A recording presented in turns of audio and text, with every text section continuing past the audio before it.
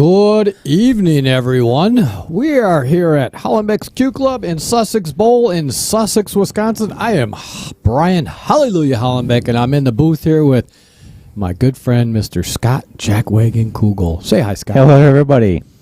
And we are up there in the camera there. We are here for a rematch against Mark Ksobiech and Joe Braund. As soon as they were done, Joe's like, I want a rematch. And Mark said, I'll oblige. And here we are. Yeah. Two great players. Yep. And we have them all set to go with lagging. So we are going to get this match underway. Hope everyone likes our new set that we're on. We are sitting in front of a table right now. Believe it or not, it's not virtual. I swear, I promise it's not. But that's our new little shindig there to show that we are actually professional people here. All right, we're going to get this going. Now you can give them the thumbs up. All right, guys, you can go ahead and leg. There, Scott's giving the thumbs up, and we are set to go. All right, we got Facebook up, we got YouTube up, we got Twitch up, so thank you, everybody, for tuning on in here. Please get out there and like and share this on Facebook. Share it all over the place. And also get to that YouTube channel. Hit that subscribe button. And every time we go live, you'll be notified when we are if you click that little bell. We are underway, and Joe won the lag. And this is for Mark's lag. That was horrible. Horrible. You probably felt the same way. Speak a little bit. I got you up on camera. Oh, boy. Well, do we have the player sheets on the guys? You know, where they're from? And yeah, we actually have. I've got them from last time here, so let me get those sheets from last time, and I'll be right back with you. So you're on your own for a second. All right, great. We got Joe Braund and Mark Ksobiech. Joe Braund's a 573, and Mark is a 572. We got Joe to break. He's smirking already. We'll see what happens. We'll see what next time he orders his first beer on the stream.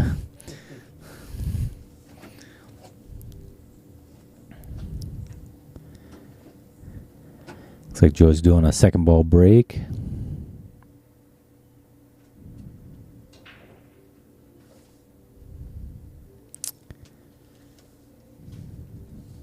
Good break, just nothing but dry.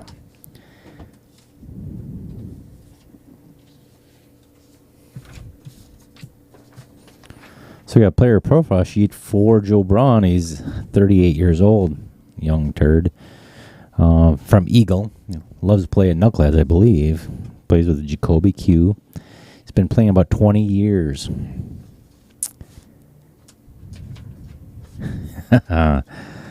Not surprising. Favorite drill to catch and stroke is rack 'em and go.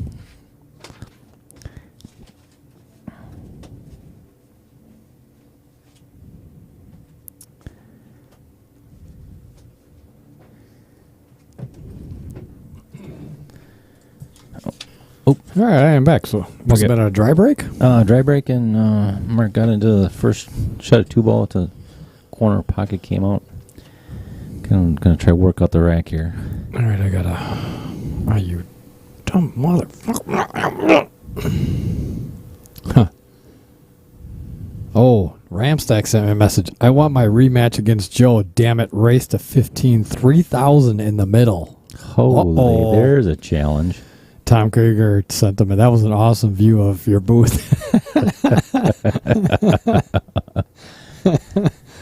Looks like we have to do the NFL draft or something. Right? Holy cow. Oh, we were in tears about 10 minutes ago. Yeah, when we laid that out. That was pretty awesome. Yeah. Well, Mark's looking pretty good here. There's nothing really too troublesome other than play the 7 ball, come back to the side rail, and maybe bounce out for that 6 and then 1-3. And yeah, kind of slid a little bit on him there. Yeah. But I tell you, I think he might still have the...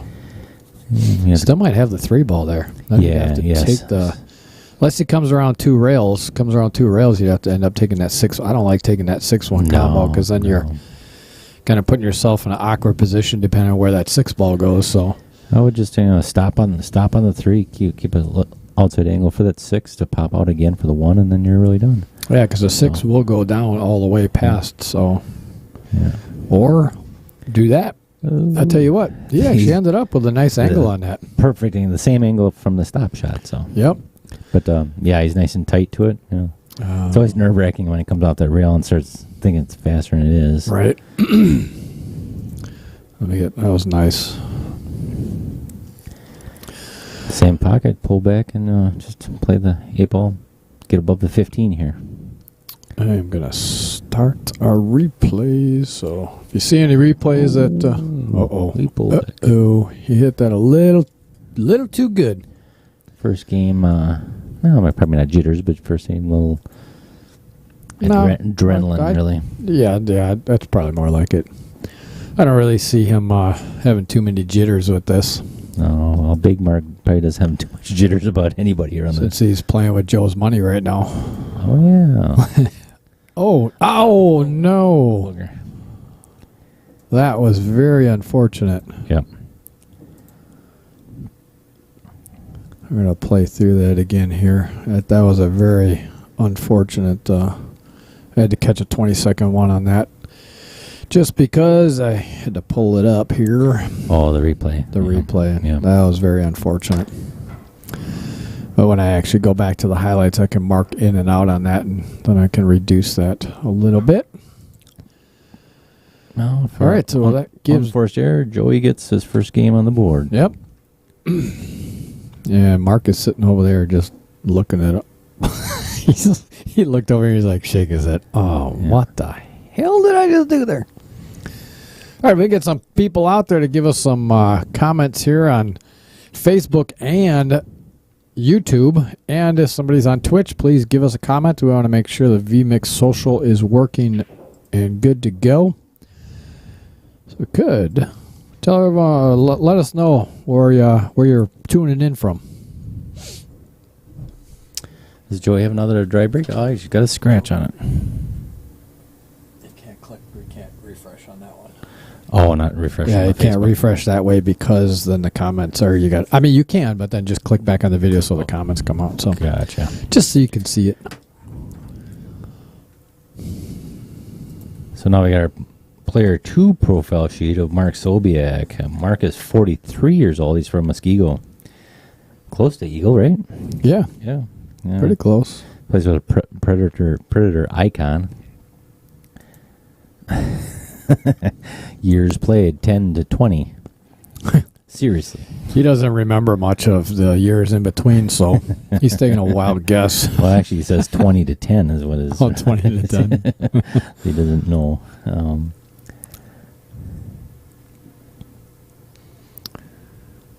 right, another... Oh, looks like Joey scratched on this break. What do you like here?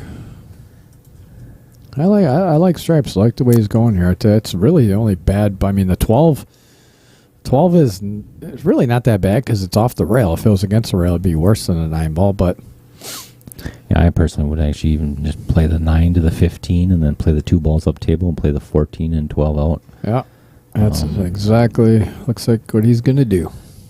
So come up for the maybe the 10, but I would probably come up for the 13, then 10 back to the middle of the table for the stop shot on the angle he's got. He's better to come back for the 13 ball, just like that. 10 ball, come back to the middle of the table, miss that 1 ball for the 14. But the thing about it is you want to make... Oh, he's...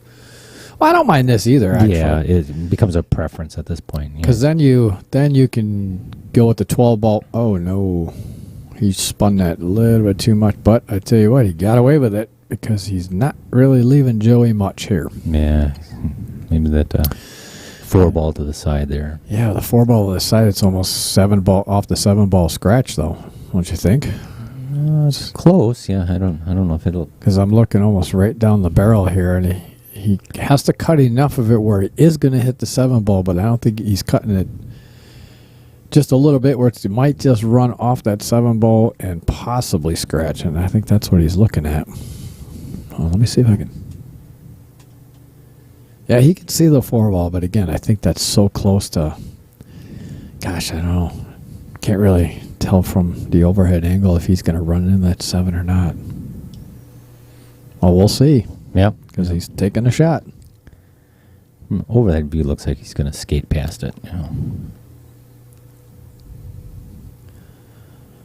Let's look at it from this angle here.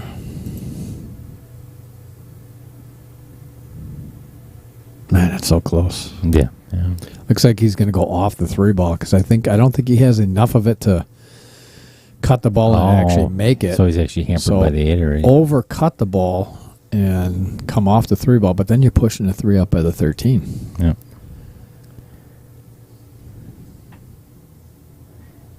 Gosh, I'm looking at it. If I can barely see it. My line of sight, I can get my head over far enough to just see past the 8-ball, and it looked like he can just make it without even coming off the 3. And I think he is just going right for it, but he's got to watch out for the scratch. Just got to be careful of the scratch. Wow, that was a great shot. Went right past. Yep, 7. went right past it. Good shot. Yep, absolutely, Joe. I think Joe is hungry for his money back here. What do you think? He's got a level of focus in his face. Looks like he's been working outside all week. Yeah, right. He has been. Yeah, he does work outside, so. Working on cement.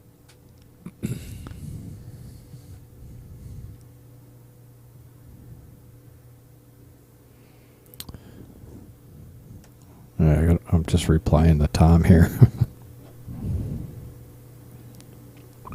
Oh, Tom saw the Yeah, he said stage. That was an awesome view of your booth. Yeah, we upgraded the booth. Yeah, we did. Scott and I were in here building it earlier today, and we just finished up before the stream. So, Yeah, we wired the LED lights just last second. they were a pain in the ass. How do you like playing this one? Pull backwards, probably. Well, he's got to cut it. It looks like he has to cut that. So yeah, probably you just don't want to throw that 5-ball. Yep. You actually overcut. Yeah, you overcut it. That was the only issue I was looking at. Is he hit it hard enough to get that 5-ball out of there? He was pushing that 5-ball right towards that 12. So Mark's got a challenge here. 3 balls, no problem on up table, but that 14 ball creates a problem. Yeah, 14 ball is definitely a problem. There's really no balls that he can get. Well, he could 13, 10, 12, and then, he'll be able to hold. But the problem is that 1 ball is in the way. That 1 ball is going to cause a lot of problems for him right here. Because if that 1 ball wasn't there, he could roll forward with this and then have a cut on the 12 to come straight back down table and maybe run into the 2 or get down on the opposite side of the short side of the 14 ball. Yeah, like running into the 6 off the 10 ball here. Oh. Wow, is that deep in the shelf? Looks like it's over 50% over the line. Yep. Holy cow. That's a diamond table.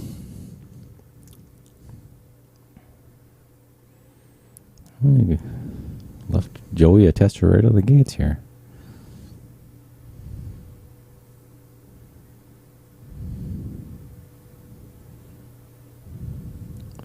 I'm sending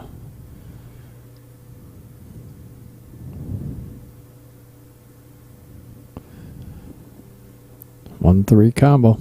And he go. Oh. You didn't want to hurt that ball. Jeez, how did that one? That was a good shot. It went off the high point really bad and went straight down table and then. So I don't think he's got enough of an angle. Let's take a look at this one here. I don't think he's got enough. Does he have enough of an angle to run into that 14 ball? I just come straight out. Yeah, don't even run into the 14 ball because he can just come straight back and cut that 6 in. Come 2 rails out, do the 2 ball the same way. Yep. Come back to the middle of the table. Come back to the middle of the table for the 1-5. Yeah.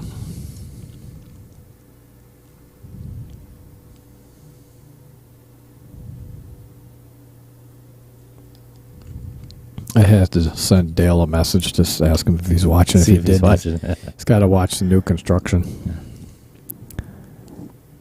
So Mark Ksobiech's nickname is Big Mark, which he got from the breaking point, I believe, being a bouncer down there years ago. Yep. Yeah. And according to Jeff Braund, he loved to hit people. Yeah. And Mark was big back then, too. He's Yes. a big fellow already, but he was bigger.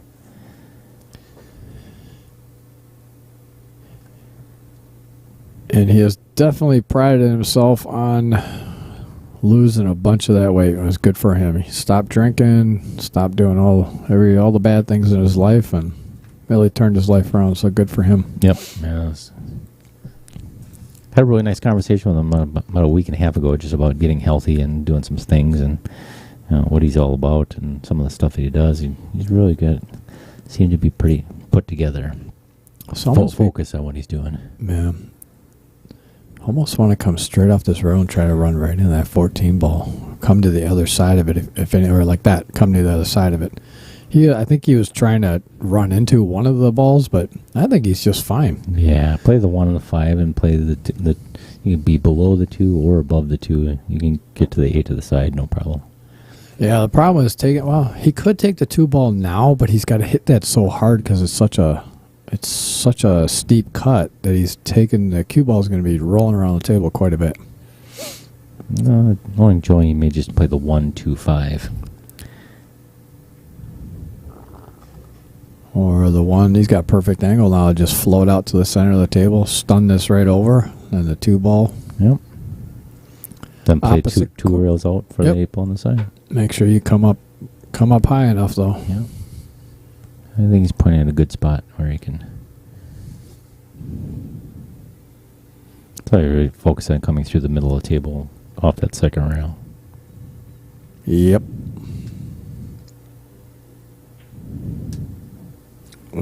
Oh! You didn't want to push that a little bit.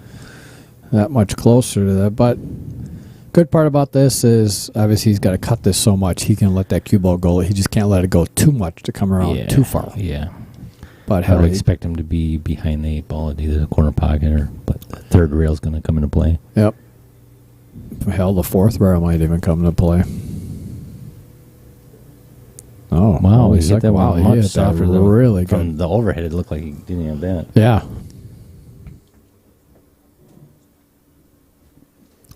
All right. Well, Joe completes this one here. It's going to give him a 2-0 lead, and he's got some determination in him tonight. I think he's mad that Mark walked out with his cash last time, and there it is. That was a good out, Joe. We'll give an applause on that one. That was a good out. But it all stemmed from the miss of Mark trying to spin that ball in. And been there, done it.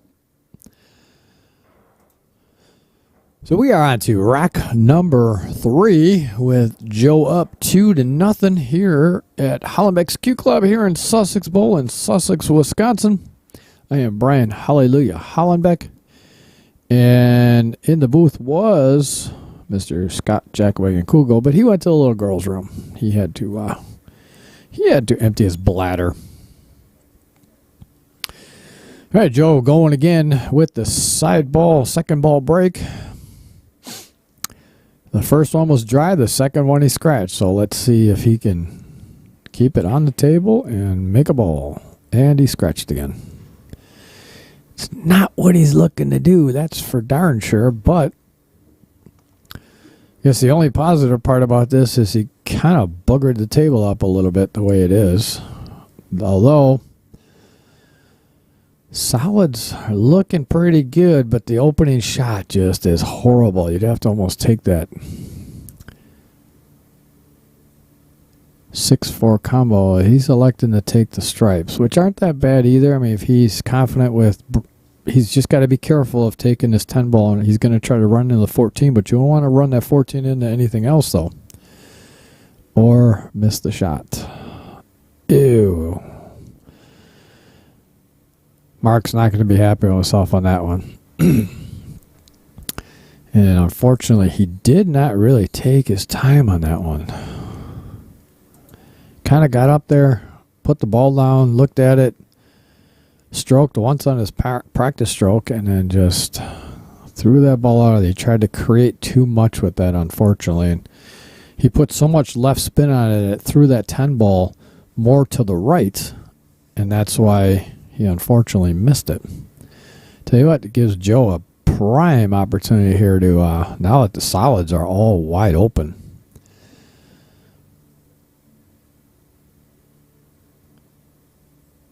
I say wide open because that one ball does go in the corner pocket there, and you can stop it for the 2 ball in the opposite corner, or you can come back around for the side or whatever. It's as long as you execute properly. Uh-oh.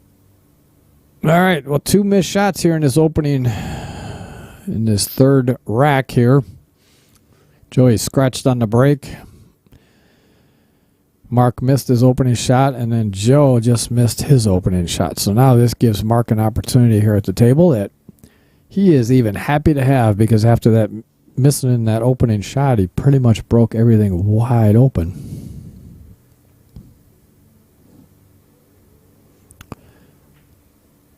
Okay. That's the third missed shot in a row here. This is very uncharacteristic of both of these individuals. Joe's up there laughing, thinking, I mean, it's, you got to look at it. Yeah, it's definitely comical, because this normally does not happen. But I'm going to have to, this is what they're going to get for the start of this opening rack. It's kind of been the toilet for this rack. And Joe is seeing blood here, because there is not much in his way for this rack as long as he executes everything properly.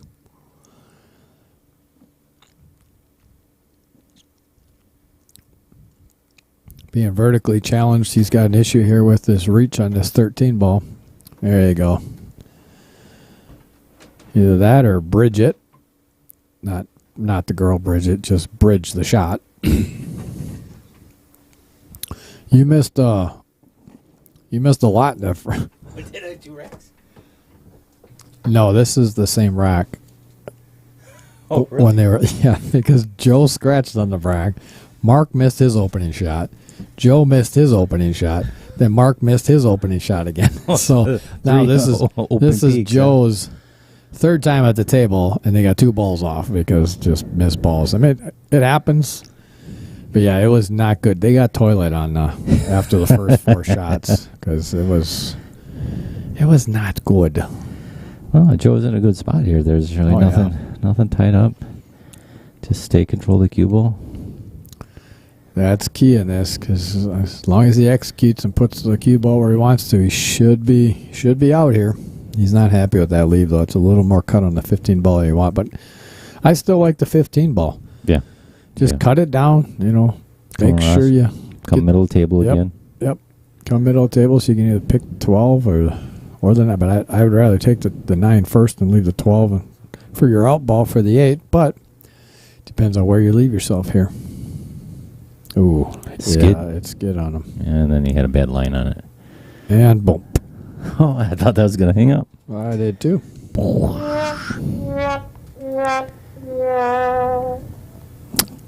All right.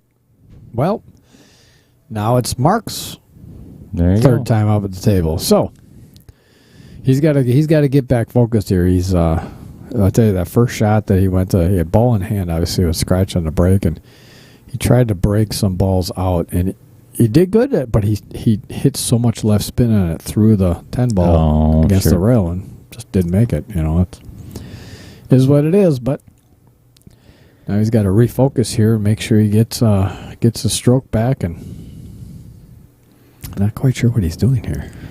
Well, he's got to pick a pattern that works for him, but I kind of like the 1, 2, 3, 7, 4, 6, and 8. Yeah. It kind of connects the dots really cleanly. You don't have to move the cue ball much except from the 4 to the 6. Yeah, that 2 ball, I mean, believe it or not, that 1 and 2 ball the 1 ball's not too bad because it's near, it's right near that side pocket, but the 1 and 2 balls in the middle of the table are going to be your hardest balls to get to, so get them out of the way. Yep. I don't mind what he's doing here, 7 ball, and then 1 ball, 2 ball, 3 ball, 4, 6 maybe. Yep. It's a good pattern. I mean, I can see how he's kind of looking at that 7 ball like, it's not the best. Yeah, it was below the position. pocket for sure. Yeah, well, I don't think he got the angle he wanted to on that. And that's why it's so important to walk around the table and look to where you want to get that ball. Well, Well, even if he's got a slight outside, he can just twist this to the hole and still keep it there for the 3. And Yeah. Or even if it is, just drag it straight back just like that. Perfect. Great shot. So when you set up for the 4 ball, I kind of like going inside 2 rails on it rather than playing 1 rail, so you're straight on that 6 ball. Looks like he's getting straight in on the 4, which that's going to be tough.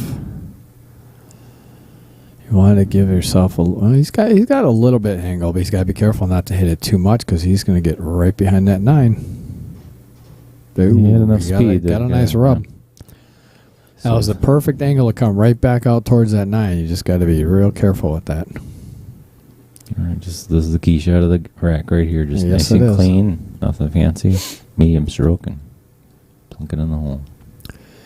Yeah, the problem is he's going to have to do a little bit more than medium. He's got to just maybe draw it back a little bit with medium because that 15 ball is hiding that pocket down there and hit it perfect. Yep. That was the key shot right there for that rack.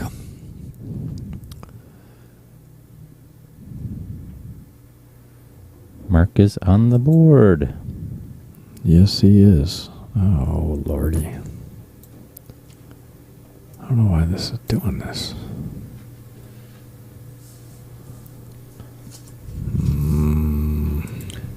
Was it a remote control that we were using to? Oh, yeah, that's right. We could do the iPad again. Oh, that's what it was, to change the score here. Yeah. Well, I'll do it right there, but just in case I'm getting busy with a replay, I'll pull up the... So has Cheddar responded yet? Not quite sure yet.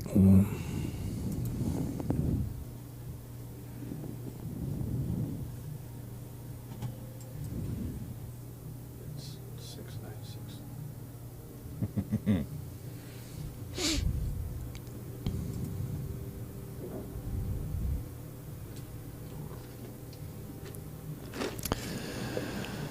All right, we are on rack number 4 with Mark to break since he won the last one here.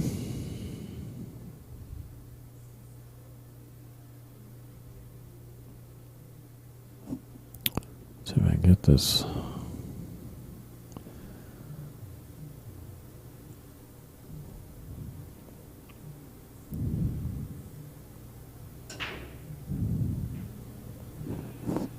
Pretty solid break, straight down in the corner pocket. Little trouble on the bottom end of the table, but nothing terrible.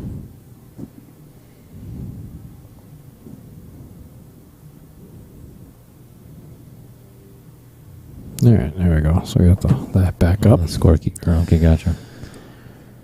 Got the iPad up to mark the scores if need be. If I'm not paying attention. Did he do head ball break or side ball break? Head ball break, about half a diamond off the center. Felt like he came off the side of it just a little bit, but he hit the ball pretty solid. The ball went to the corner pocket pretty quickly, but got a couple problem balls here. Little Cheddar's at golf leagues getting his ass kicked. That'd be fun to go. I could caddy for him. Oh, I don't know about that. that.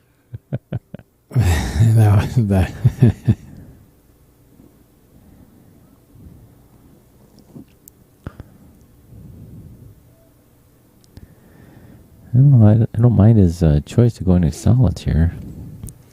Think he's going solids, or I almost thought he was looking at that 11 ball. You know what I like is playing the 2 ball and then just coming into the 14 ball here, and you got the 4 and 3 for insurance to the side pocket. Here's the other thing: is I don't mind the stripes either. You take the 11 ball, you got the 9 down in the opposite corner. Oh, the 11 does go, yeah. 11 ball goes past. I didn't notice 11 went in the corner pocket there. 11 ball, 9 ball down the corner, and then hell, you got the 12 ball to knock that 14 ball out. Yeah, you just have to tickle it. Yeah, just make sure you hit it. Maybe leave that 15 ball there just in case you leave yourself a little bad on that. Although you do have to get pretty good position with that 12 ball. Yeah, to control because you're playing for the 14 after the 12. Yeah, and that 8 ball is in, so it's a smaller window to get into in between the 2 and the 8. You almost have to try to run into the 2 and 4 ball. So that's what he's looking at right there, is trying to get good position for the 9 to get down for that 12 ball. Leave that 15 as insurance out there. Right. Yeah, just in case you come bad on the 14 ball. The 14 ball comes off the 1 and shoots up towards. Oh, yeah, that's a good shot there. Yeah, it's going towards it. You can try to get down on it right now. Just straight high ball, nothing complicated. Oh, just make the shot. Oh. Yeah, he rolled a little too far forward on that as well, because even if he would have made that, he definitely would not have had too much there, and he would have been possibly breaking out that 1 ball for Joey. Yeah. Because I don't think he can see the 15 ball. He could come off the rail, hit the 15, but again, you know, if you come off the rail, hit the 15, you push it over towards the 5 and 7, then kind of hosing that ball as well. Yeah, I don't think Mark is definitely not going to... YouTube? Facebook comments are... Oh, no, it's YouTube, so hold on a second. Let me see. I've been trying to refresh it here or there, but they haven't been popping in. It's not streaming on Facebook. It's not streaming on Facebook? I don't see it. Lynn commented he doesn't see it either. Oh, look on the Outer Points page, Outer Points streaming page. Oh, for everybody, everybody on Facebook, go to the Outer Points streaming page, not the profile, but the page, because I was trying to see if the VMix Social, when I was reading through some of the documentation, it says that it'll allow you to grab the comments from any page that you manage. So I put it on the actual Outer Point streaming page instead of the so follow the page and you'll get the notifications. So just find the Outer Point streaming page, Facebook, follow the page, and then whenever we go live, you'll get a notification saying that we're about to go live. That way I was able to actually see if I could get the comments through for Facebook. But give me a moment here. I'm going to try to get our VMix Social up and running so our YouTube comments come in.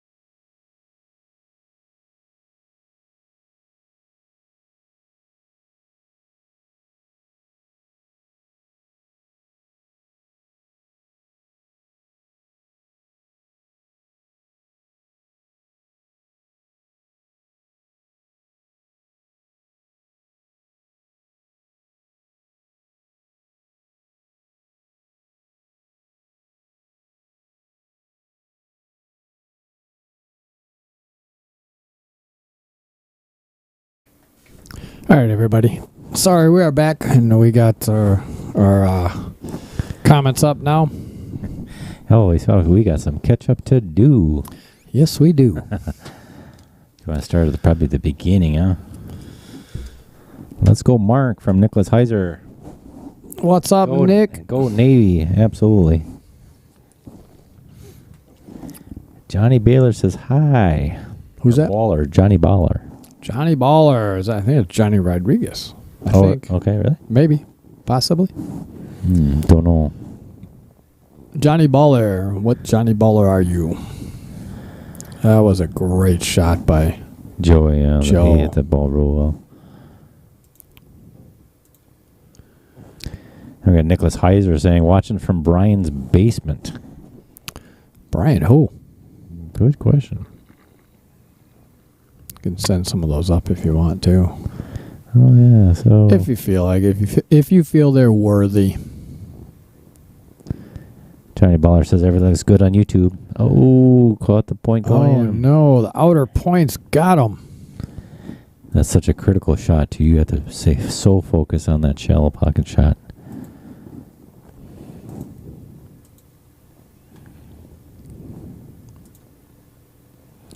Patrick Glenn needs some more tome chalk, Brian. What's up, Patrick? You need some more? He put it through the washer. Oh, geez. How did that work out for you? Did it Oopsie. melt? I've done that. That was actually a good shot by Mark, playing kind of a two-way shot. In case that combo didn't go, he's at least pulled it back higher enough to still work with the rack. That was well played, yeah. Yeah.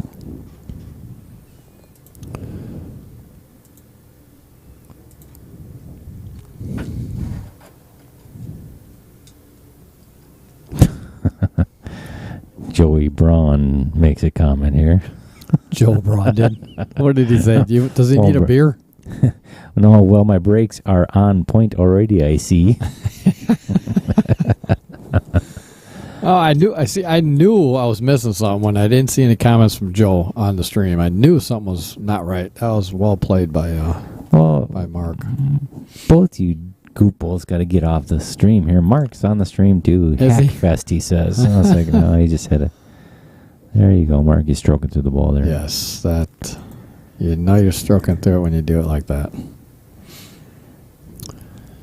It's just gonna get the score back to even match 2-2. So again, we want to thank everybody for tuning in tonight here for this challenge match between rematch against Mark Ksobiech and Joe Braund. Mark took Joe's money last time, and Joe is out for revenge this time. I am Brian Hallelujah Hollenbeck, and joined in the booth here with my good friend Scott Jackwagon Kugel. Hey, everybody. Hold on. We got to put up the new... Okay, we just built this today. Okay, so all the lights were up. Yeah, LED lights last minute. So we just built this little studio today. So plugged it in. Yeah, I hope it's not. I hope the dimensions are good on it. We didn't use any speed squares or anything. We just kind of threw it together just to get it up and going. So hope it all looks good. Appreciate you tuning in and watching this rematch here, and we have a score of 2-2. Oh, okay. I just put the score in. Perfect. I did bring up the little iPad for Scott to help me out in case I forget, and he forgot too. Well, both of us forgot. Yeah. Well, that's just what it is. Well, Jen Ksobiech says, "Come on, babe, we got this." Oh, Jen's in the house. His wife is here. Why, Jen? Why aren't you here? Yeah. Nah, I suppose they got kids. They got little ones, so. No, I think their son is 13. I talked to Mark the other day about it. Yeah, he's 13, but yeah, he could be in the house by put him in a closet. Yeah, just put a lock on the damn thing. give him some crackers and some water. He'll be fine. Lynn Fugazio says Facebook is not there. I wonder if it's. Oh, we explained that already. And go to the Facebook. Yeah, go to the Facebook page. Outer Point Streaming page. Because I was hoping that now some of these, if people can actually get to the page, and if I see there's 4,000 viewers watching on the Facebook page, do us a favor. Could someone please send a couple comments via the Facebook page? I'm hoping I got my social, the VMix social, up and running on the page that's able to send the comments over that we can actually throw up onto the screen. I was having an issue with loading VMix social with Facebook. Facebook said that it disabled that what do they call it? It disabled that option, but I think it was because I was doing it under the profile and not the page. Because I was doing some research with VMix, and it showed that it'll send all the comments off of a managed page. So someone can throw a comment out there. If not, then I might just go on it right now and throw a comment out, see if it comes through on the VMix social. Oh, sure. Yeah, absolutely. Well, Mark got himself in a little bit of a bind here. He didn't want to come that close to the 8-ball. I don't know if he's got that. Let's take a look at yeah, the it looks like overhead it here. rubbed the 8-ball away just enough so I can see that I can see that 4-ball. Looks like you can see the Yeah. 4-ball, yeah. He's just muscling the ball a little bit more than he normally does, so I think he just needs to smooth the stroke out a little bit. It's Yeah, pocketing he's the a ball. little choppy this time.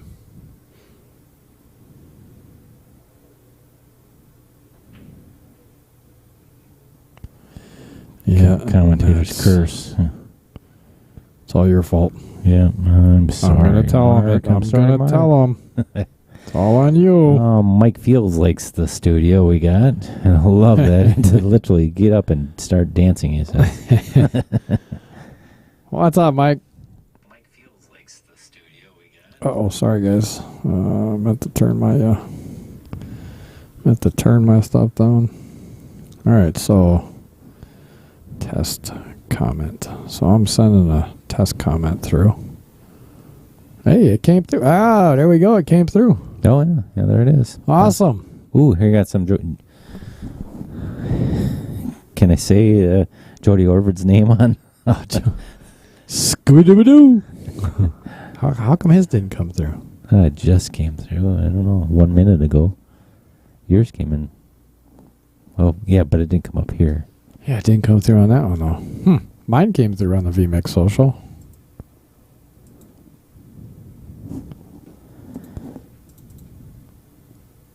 Ew. Yeah, just catching that point.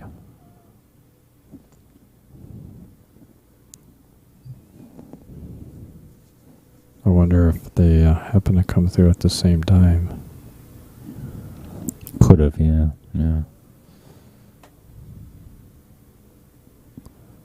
No, because that one... The first one came through. That's weird.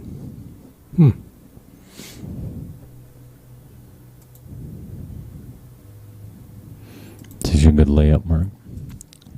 Not really going to get anywhere from where he's at.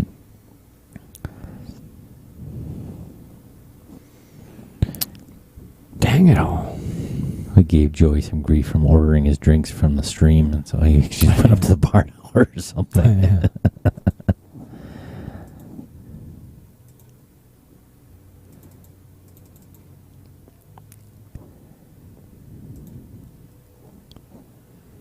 Facebook one total. Dirty dog.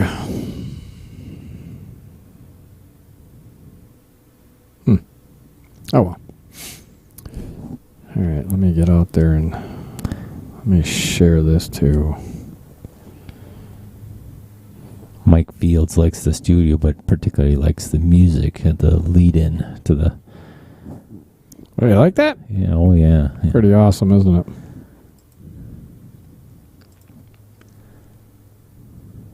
I'll put his comment up on the screen here.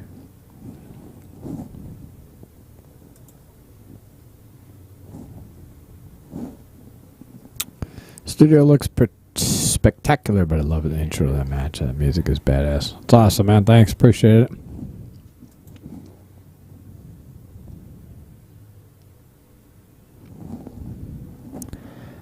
So I think both these players got to play a little bit of chess, and the 4-ball still doesn't really even have a home for Mark. The 6-ball's a little landlocked a little bit, so I think he's got to do some rearranging here.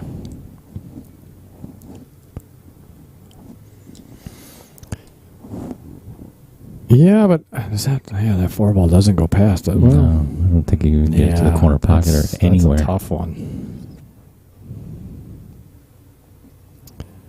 He's looking at the side pocket, but I tell you what, that's a tough shot, especially coming from that far down. Unfortunately, Yeah, you basically can almost sell the rack out by playing a shot like that. Yes, sir, you can.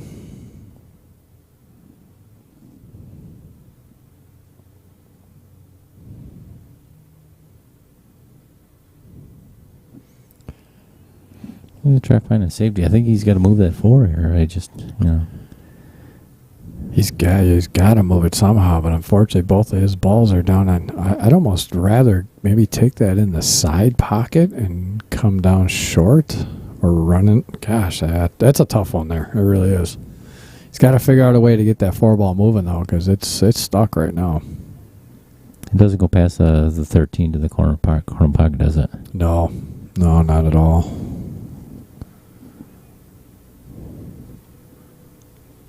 Yeah. You mean let's look at the other view here. It's hard to see it. Yeah.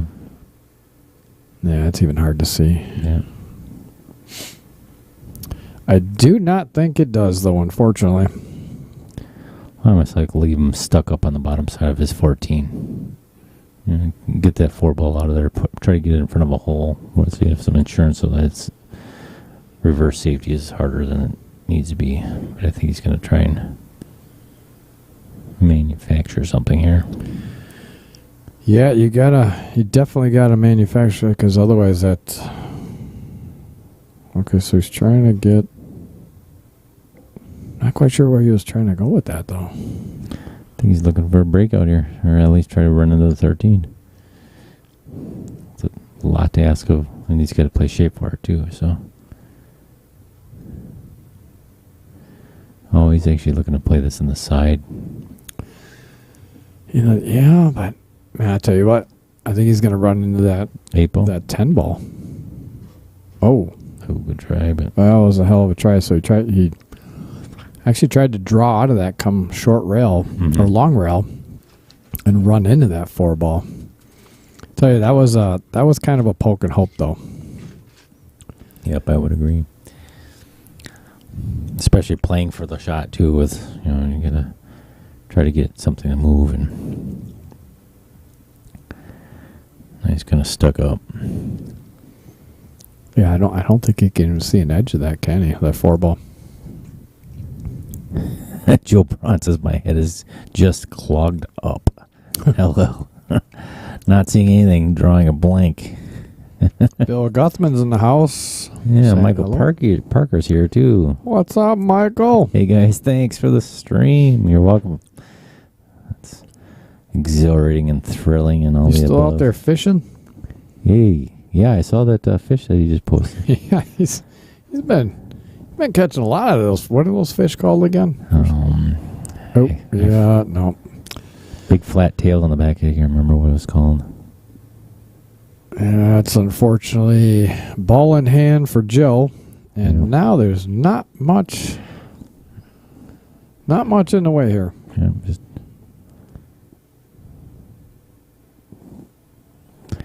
David Lee Garcia is in the house. Hope all is well, guys. Hey, David.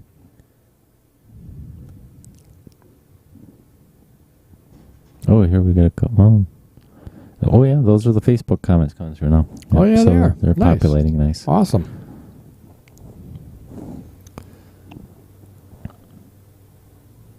Awesome.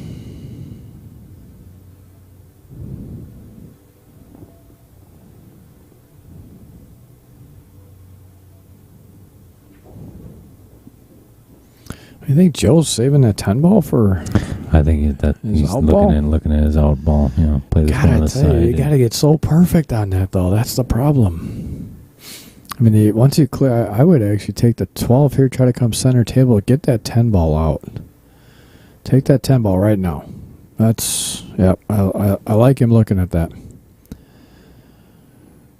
He's got to be on the line or on the other side of the line to make it work for him. Yeah, I mean, he does have a nice, but I think he does have a nice angle to try to get on that 10. But I tell you what, if you draw over too far, you're gonna hook take that 10 ball now.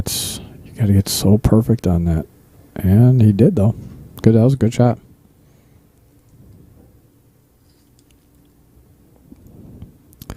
That was a great shot.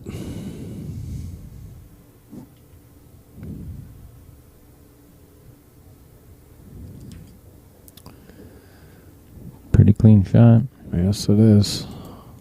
Or yes, it was, I should say. That was. To take a 1-game lead, and he makes it. These guys been battling back and forth a little bit here. Trying to both making their errors. Puts Joe up 3-2. We're on rack number 6 with Joe to break. We're here for a challenge match at Hollenbeck's Q Club here in Sussex Bowl in Sussex, Wisconsin against Mark Ksobiech and Joe Braund. This is a rematch. They had an original match, when was that? A couple weeks ago, wasn't it? It's like 2-3 weeks ago? Yeah, it was at least a couple weeks ago, I'm sure. Yeah, 2 weeks ago. And as soon as they finished, Mark was victorious in that one. Joe's like, the crowd is going wild. But Mark took that first match down, and Joe immediately says, "Let's rematch. I want my money back." And you can tell he's here. He's here with a purpose today. I think he's a little more focused this time than he was last time. Man, that cue ball just keeps getting kicked. Well, it didn't get kicked in, but left them tough. It left them real tough. Looking at the overhead, geez, yeah, I don't know if he can even cut that 15 ball in. That's a hell of a back cut. It's a real comfortable bank shot, but then you got trouble with 11 and 13, so. Yep. And the 14, so you almost don't want. And the 10 ball. You don't want stripes if possible. Can you get to the 6? Probably not, huh? He's looking at it. If he can squeeze it down there. Jeez, I don't know. I almost might have to jump it. Just looking at this angle here. Yeah, that angle doesn't give anything better. Yeah, just draw it back the middle of the table. Yeah. Just do it. Just miss the 8 ball, though, while you're doing it. Yeah. Oh, he's Is he? Hey, quit listening to the stream, Joey. Yeah, no kidding. That's probably what he's doing. I tell you what, though, if he makes this, I like his chances of getting out. Because, the action, as long as he's going to have a hard time getting action on this ball. It's going to go forward, yes. But he got it back up. He hit it good. He hit it real good. Let's watch that again. Yeah. It's like playing a game of whack-a-mole. Yep. I tell you what, he hit that real good, though. That was a great shot. That one ball, I don't know. Does that one ball go past the 15? No, he's got to move it. Tell you right now is a perfect opportunity for him, too. Yeah. These are the tricky ones because you got to spin into it and you got to spin right to that line. Yep. And it's hard to judge these ones because you're drawing and spinning at the same time. Yeah, I mean, he could just slow roll this, come up for the 4 ball, and then actually cut the 4 ball and try to run the 1 at that point, too. I think he's going for it now, though. But it looks like he's going to hit this pretty hard. He's juicing up. You can tell. Oh, anyway, see, it's like it can go just like that. It's so easy, isn't it? That's amazing. Oh, yeah, the one thing, he went right in between both of them. Right in between them. Because, if you miss that ball at all, you're going to be in no man's land. Yep. Hands down. And that's unfortunately what happened. Mark commenting on the screen. Come on, Mark. What did he say? At least I'm consistent with missing ball in hand every match. Nice. Did he miss a ball in hand? I don't remember missing a ball in hand. I don't remember missing ball. Well, he's missed a couple of them, but what did David Lee Garcia say? What's up, David? Wow, that was guys. That was a great shot. It is. And he got underneath the 1 ball. Yes, got he to his did. trouble. Wow. He's smirking like, look what I found. How was that? I found shape. Yeah, we know he got Let's lucky take a look there, at Joe. that shot again. He hit that so good. And the cue ball killed just perfect up there. Yeah, you get. Like I said, Make sure you can get all the way down table on this one. You don't have to hesitate. Just get way down there. Yep. Middle table. Makes it play a little easier, but you get the 3 and the 2 and 8. yeah, I definitely would not take the 2 ball here. I mean, No. that's just not the smart shot because you got so much traffic. I mean, you could get, but you have to get such perfect shape to get back between that 14 and 10 ball. And then you're playing with the side pocket. Which, this one here, I just draw out of this just a little bit to come back up to get, obviously you need some angle on the 2. You're going to get it regardless. You can't get straight or you're hooking yourself. So, there you go. It's perfect. Middle table. That's all you need. Perfect shot. I said Joe is on a mission today. See if he goes forward on this one. I like to go forward on this Yeah, one. let's go 2 rails, come back around. Yeah, maybe hit the 3rd.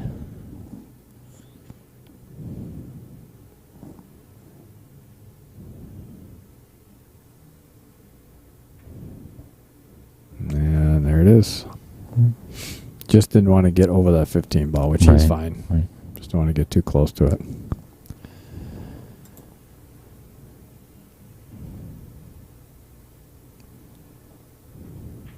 And there it is. We're going to play that shot again by Joe because I'll tell you, that was the key shot here. Yeah, He thought he had hooked himself, but hit that combo great. Got Dead on the center other pocket, side yeah. of the 1 ball to get that 1 ball out of there as well.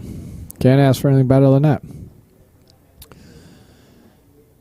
Oh, Michelle reminded us that he had missed ball in hand when Joe scratched on the break. Yeah. We knew about that one. All right. That gives Joe a 2 ball. I don't know. Stop getting the balls dirty. He's asking me why the 5 ball came out the other side. Oh, That puts Joe up 4-2. We are on rack number 7 in this race to 11 for 1,000 Monopoly dollars in the middle. in the middle. Mr. Joe Braund from Eagle, Wisconsin against Mark Ksobiech from Muskego, Wisconsin. Both kind of southeast here of Milwaukee area. All right, made the 1 ball. Hey, he did not come close to scratching on the cue ball. He's got to be proud of that. He's very, very happy. But unfortunately, again, he didn't leave himself a stellar opening shot. No. For any of those people out there that don't understand the $1,000 in the middle, each player puts up $500 of their own money. And sometimes it's other people's money, but it's the wager that they put. Each split it in half, $500 a piece. Gets them to the $1,000 on the pool table weight, basically. Yeah. I like that shot by Joe. It's a nice controlled shot. It's where you want to end up. But the problem is that 11 ball is a little bit of an issue for him here. I think he wanted to stay a little shy of that mark that he's at right now so he could actually just run right into the 11. Mm-hmm. You don't really run into the 8 too much because then you're going to push it towards it too, and you could tie him up. Does the 11 go past that 12 in the corner pocket? If you see it play the 15 now? Yeah, it might. Close. It's real very close. Yeah. Yeah, even from this angle here, you can't really tell if that goes. It's just kind of one of those spots that's in between. That's like, I think you might try to tickle it here. Just push the 8 up off of it a little bit. that would be ideal slide if you into could, it. just like that. Wow, how'd that end up? There you go, Joe. That ended up really nice.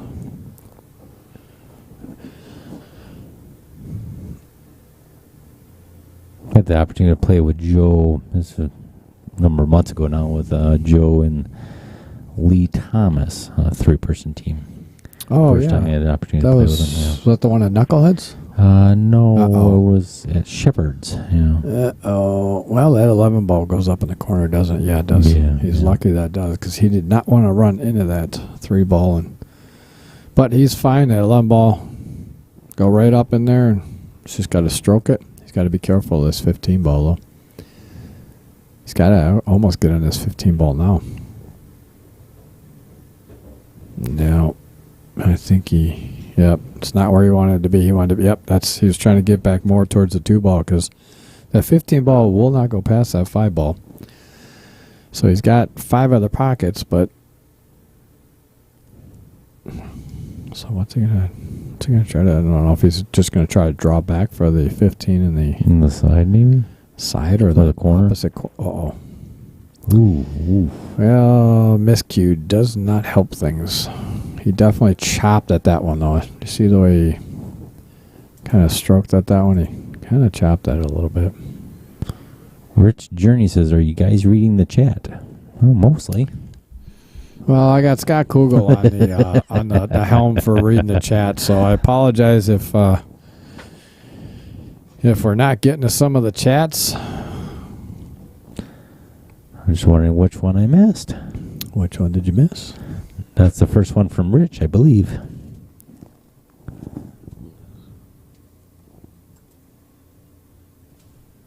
Yeah, no, that should all be up to date there. Yeah, unless something's not coming through on the VMix. Could be, I don't know. I'm a handful of thumbs when it comes to this stuff, so...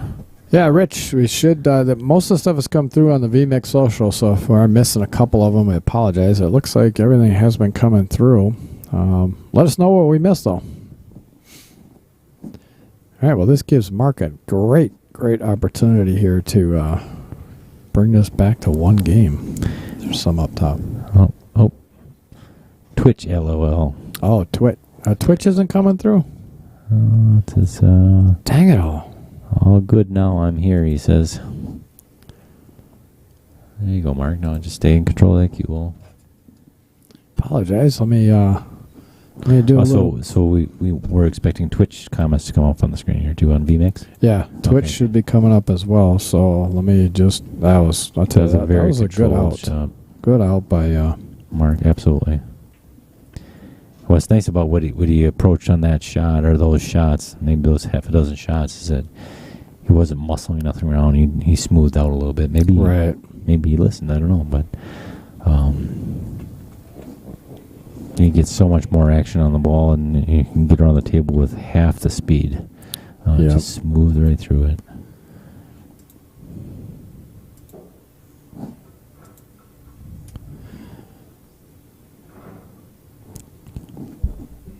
So I guess our Twitch comments are going to be a different logo in front of them. Yeah, it'll be this logo right here. Okay, that little pause symbol or whatever that is. So hopefully...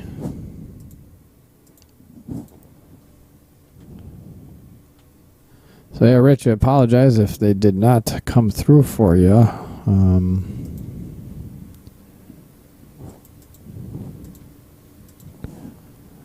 I'm just logging in there again real quick and just trying to see if we can... appreciate you subscribing on YouTube there, Rich. But let me try to get this rolling. Okay, Whitney Ksobiech saying late to the game, but let's go, Mark. Hello, Whitney. How are you doing tonight? Hey, Whitney. Sister... Maybe? I'm making a guess. Obviously some relatives, since she's got the same last name. Yeah, I would guess. I would hope.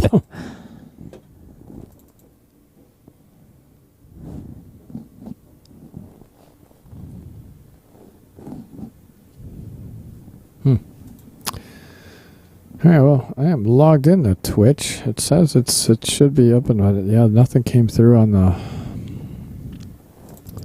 VMix social little watchdog here. Rich Journey says, I was just going to recommend moving the Twitch category to sports instead of 8-ball pool. I may be wrong, but I believe 8-ball pool. Oh. That cuts off the rest of the comment here. Oh, well, I appreciate that. Just send it up to this guy. I appreciate that tidbit because, actually, I'm not real savvy on Twitch. I've been on there before and have watched a couple things, but appreciate that bit of advice there, and I will switch it over to sports. Whitney Ksobiech is Mark's Baby sister, she says. Oh, baby sister. What's up, baby sister? I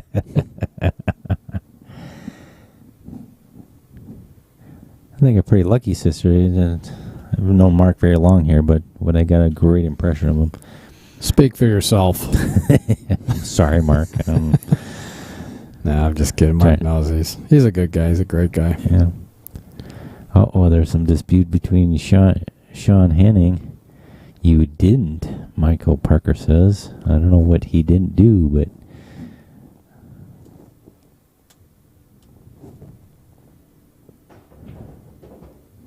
Uh-oh. Joe Braund's trying to correct the score. It's 4-3. Yeah, we got it 4-3, Joe. Don't worry. Well, I was doing. See, you were neglecting here. I got to get a more reliable, like up to date person here. He's too worried about fixing his hair over here. Which one? Yeah. I asked him to, if I'm lagging in my duties, the tablet's right here. Just hit the score on it. And I'm sitting here trying to pull up Twitch and see if I can get those comments coming through. And I'm trying to read comments because people are... He's over here taking his hat off, fixing his one hair that he's got. I got to comb it to the side, otherwise it gets in my eyes. He had to lick it like 5 times for it to stay in one spot. Boink!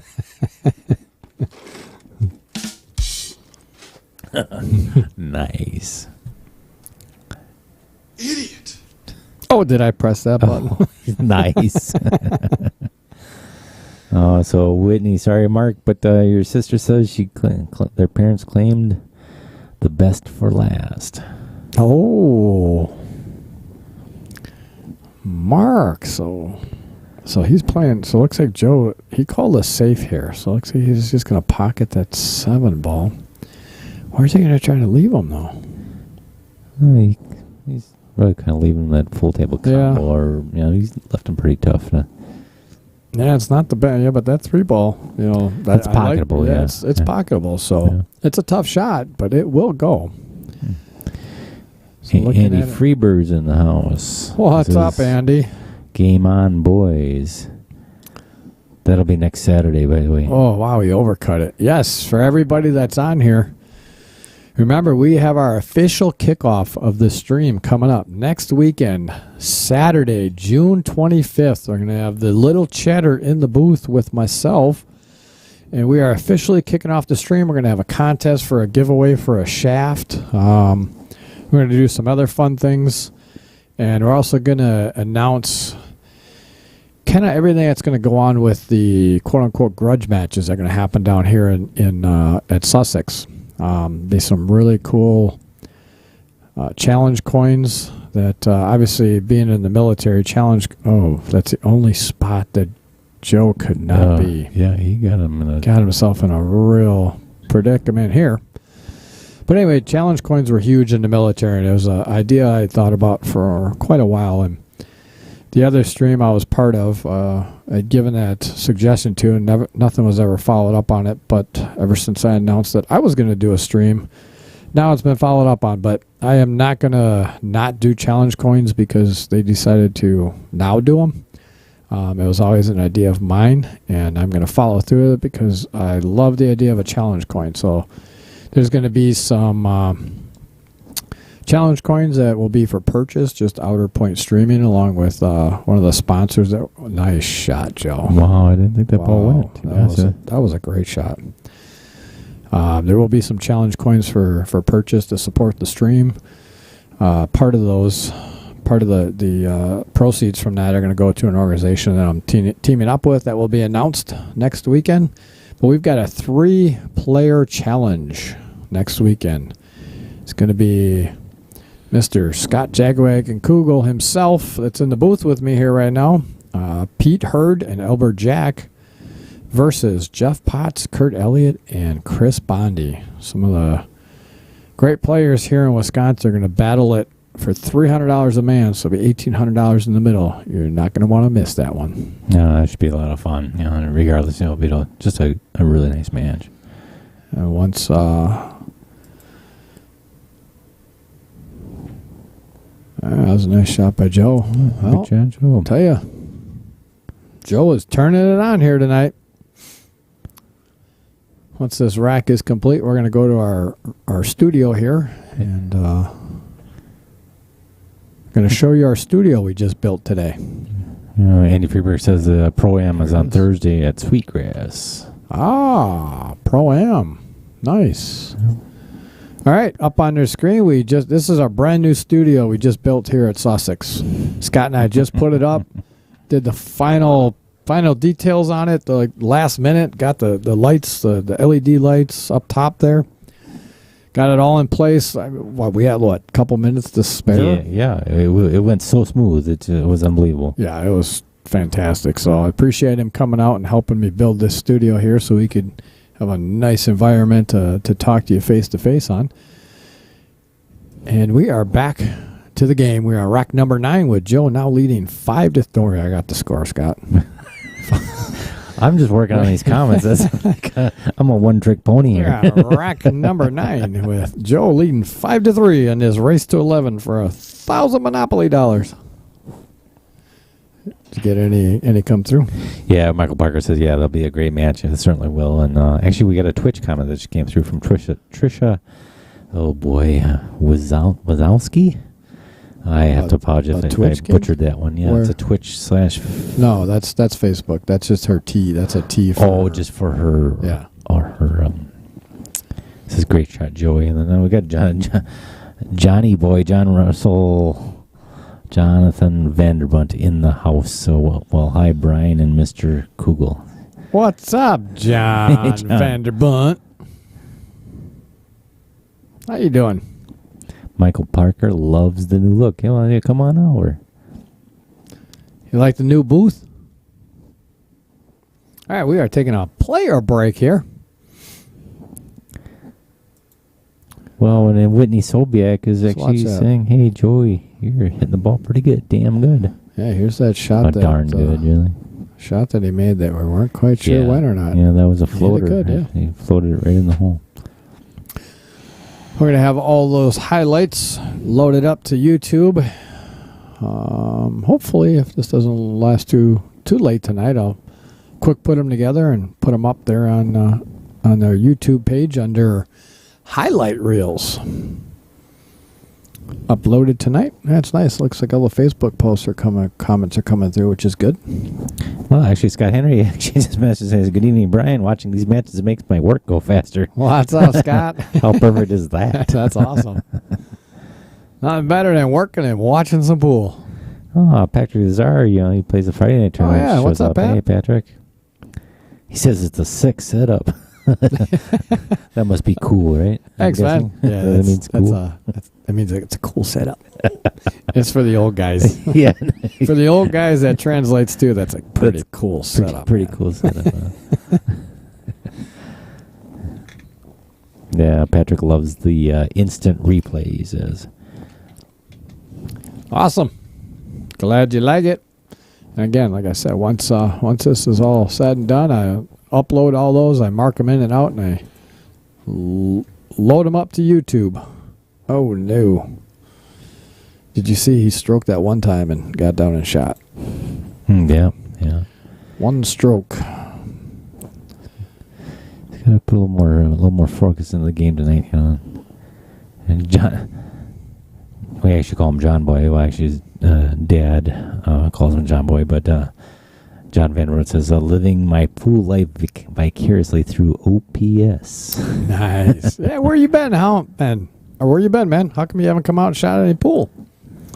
I suppose the kids have got you. Oh, yeah, he's got a little young one at home, cute as a Dickens, and he's got working by himself. Is kind of starting his own business for the last couple of years here. He's doing real well, so.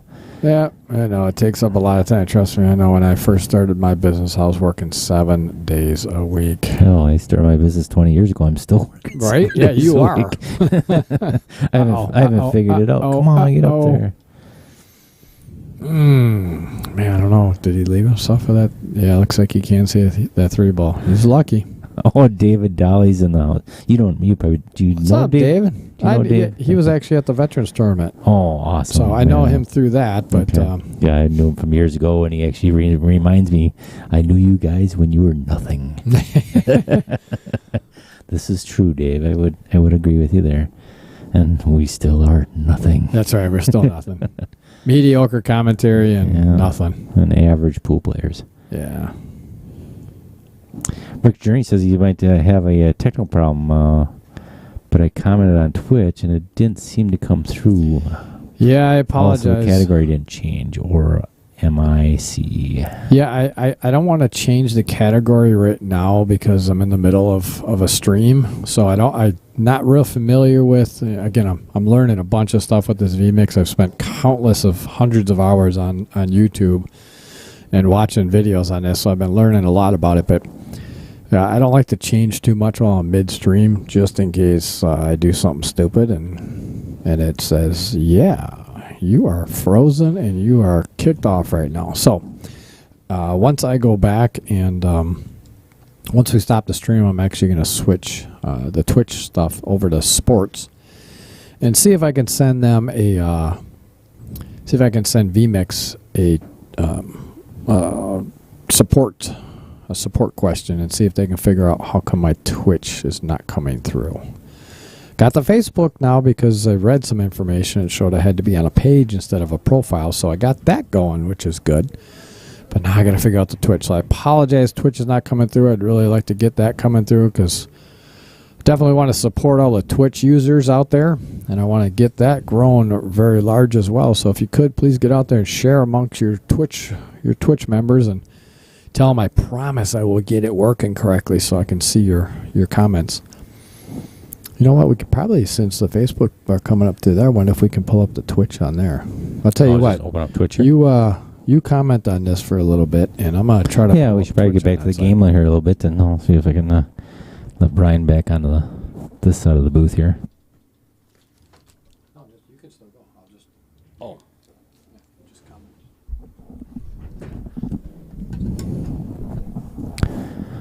Also, Joey's trying to work this rack out. He's just got that trouble with the 5-ball. I don't know if it really goes past that side. He's got to either massage that 8-ball out of the way. Jody Orvit says, I thought Twitch was the dancer DJ on the Ellen show. So is that your favorite show, Jody? The Ellen show? Joey's working pretty hard. But I think he should probably be laying up here a little bit.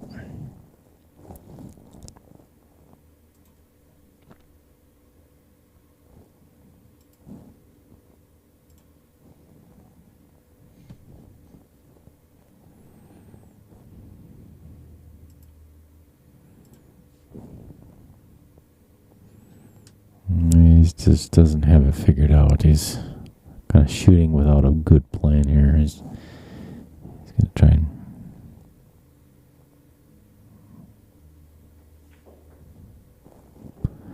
Just wondering if he's got that 5. Oh my gosh, if he got that ball, he got that 5 to the corner pocket. That was a heck of a shot if he got that spot.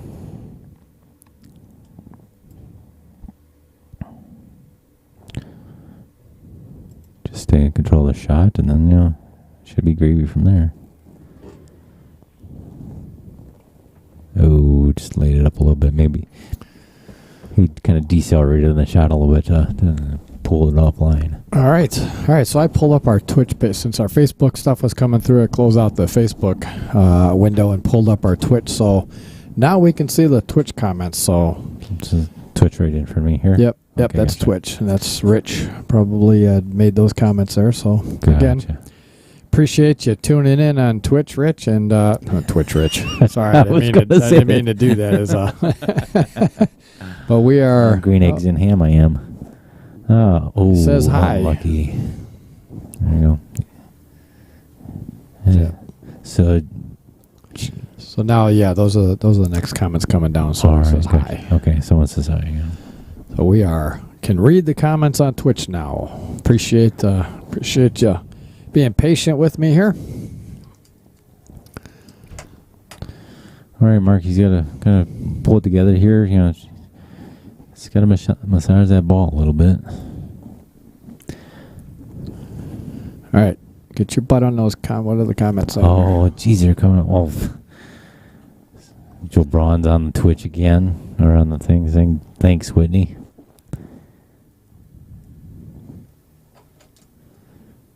And then we must wonder about these guys are great commentators and stuff. And stuff? Commentator and stuff? But their ability to build things is awesome. Thanks. Thanks, Mike. Thanks, Mike. That's a very disciplined shot from Mark. To try and, rather than trying to get out and not force an issue and lose all your balls. Being down 2 games, it's very that was a great shot. Yeah. He knows, not trying to be a hero here. Let me just see if I can stick him up. He actually would have liked to stick him right on that 13, but I tell you, he did a hell of a job there to get him anyway. So yeah, I think he took away the long rail to the 1 ball. You know, all I can see is like maybe 3 rails to the backside of the 5. Yeah, he's either it looks like he's trying to spin it hard enough to either 1 rail or 2 rails to the backside of the 5 and at least get a good hit. That was a well played shot by Mark. Yeah, good job. It's not the hardest part. I was just talking to someone the other day about it, is trying to realize that, hey, we're not going to get out of this rack and be disciplined enough to lay up when you're supposed to. You know, there's times when, hey, I'm not just plain old not going to get out here. Right. Especially when you're playing a stream match or any sort of match. You know, every game counts so much. And why try to be a hero? Yeah. And get out when play a nice safe shot and get yourself ball in hand and make it a lot easier on yourself.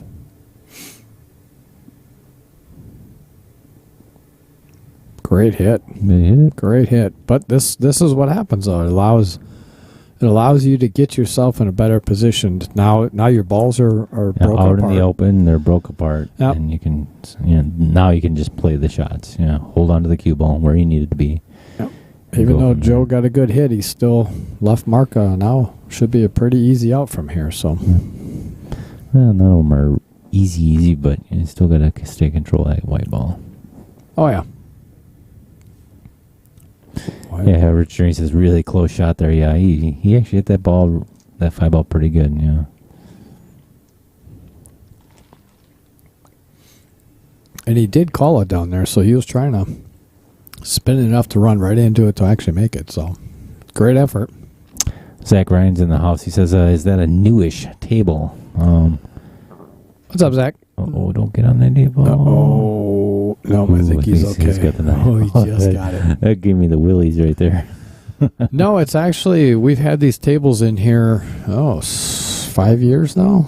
5 years. Has it been that long? Yeah, it's been that long. Moses. But we do recover them every single year right before fall leagues. So we like to, I also vacuum the tables pretty regularly each week and actually wipe the tables down with some really, really hot water to keep them as clean as possible. So, and one consistent comment that you see a lot from a lot of players, and I talk to players around the state, and they say, the equipment at Sussex here is just really nice. The balls are kept really clean. Tables, like I said, are kept clean. Just a nice place to play. You have room around all the tables. Just a nice place to play. Yeah, and I appreciate everybody recognize the fact that I don't get paid for any of this. I just do it because I love pool and I love to see a good I love to see a good place for people to play pool. All right, well that brings Mr. Ksobiech within 1, 5-4. On to rack number 10. There you go. We got Mark Anderson chiming in. He says, "Yeah, I've got the third most knowledge about bar box 8-ball in the state. When can I get in the booth?" What's up, Mark? Hey, anytime, man. If you want to come up on the booth, let me know. Yeah, I was just kind of standing like last minute today. Just Brian called me this afternoon and said, "Hey, what are you doing tonight?" And enjoy sitting up here. Yeah, it actually had Nick Pachulius, guy that played last week. He just absolutely loves coming up in the booth, and I had sent him a message, and he said, "Yeah, I will." And then he sent me a message this afternoon saying, "Man, my allergies are so bad today. My head hurts so bad," and he's like, "I just don't think I can do it." So So when I called Mr. Jackwagon over here, and he politely obliged, so I appreciate him stepping on in and filling in some shoes because I talk to myself all the time, but up in the booth, it's a little different. I don't like talking to myself up in the booth. It just doesn't feel right. No. And for the people out there that hear Brian call me Jackwagon all the time, it's not really meant to be derogatory whatsoever. We have a fantastic story behind it from a practical joke that went bad. Scott found out the hard way not to play a practical joke. And it is so much, it brings a tear to my eye every time I think about it. But so I said, well, why does he call him Jackwagon all the time? Truly, it's kind of a term of endearment, really. Yes, absolutely. It is. If anybody wants to know the story, we'd be more than happy Yeah, to tell you. grab a beer and have a sit down. It's great. It's just absolutely hilarious. So if you get a chance to see Brian sometimes, just say, what the heck's up with that? So did you ever actually have a nickname growing up, or Not that I care to say in the stream. Okay, you need to spill it right now. Okay. What was it? No. It was Scott No Google. No, a lot of people would call me Scotty. Even my aunts and uncles would be just Scotty. But Okay. you get those clever little nicknames from your mother. Oh, yeah. Those stay with mom. So. Tell you what, I like Mark's ball pattern here. He's got to get on that 9, but the other trouble ball is going to be that 14. Believe it or not, if he doesn't get himself good on that 9 to draw right back out to get to that rail, that's going to be a hard. And then coming back for that 14. So I honestly I like 13, 14 right here. Yeah. Oh, Yeah, he just did you rushed- see he that just- one stroke? Yeah, he just rushed it. Just thought it was automatic, and nothing's automatic. And it's Watch this. 1, 2, and then just shot. yeah. Very, very quick. And unfortunately, you can't do that. That's where you get yourself in trouble. Got to stay focused on the shot, even if it's as simple as a straight in shot. I think that's where he's getting a little bit of trouble with the getting down on the shot and just taking it right away. Yeah, Michael Parker says, Brian, thanks for everything you do. You bet. Absolutely. It's a lot of fun. Thanks, Michael. Appreciate it. And unfortunately, this comment's just about a minute too late because Whitney Ksobiech says, Mark has his groove back. Keep it up. Well, he had his groove back, yeah. Yeah, he had Emperor's got a new groove. Ooh, boy. That one kind of fat to the hole.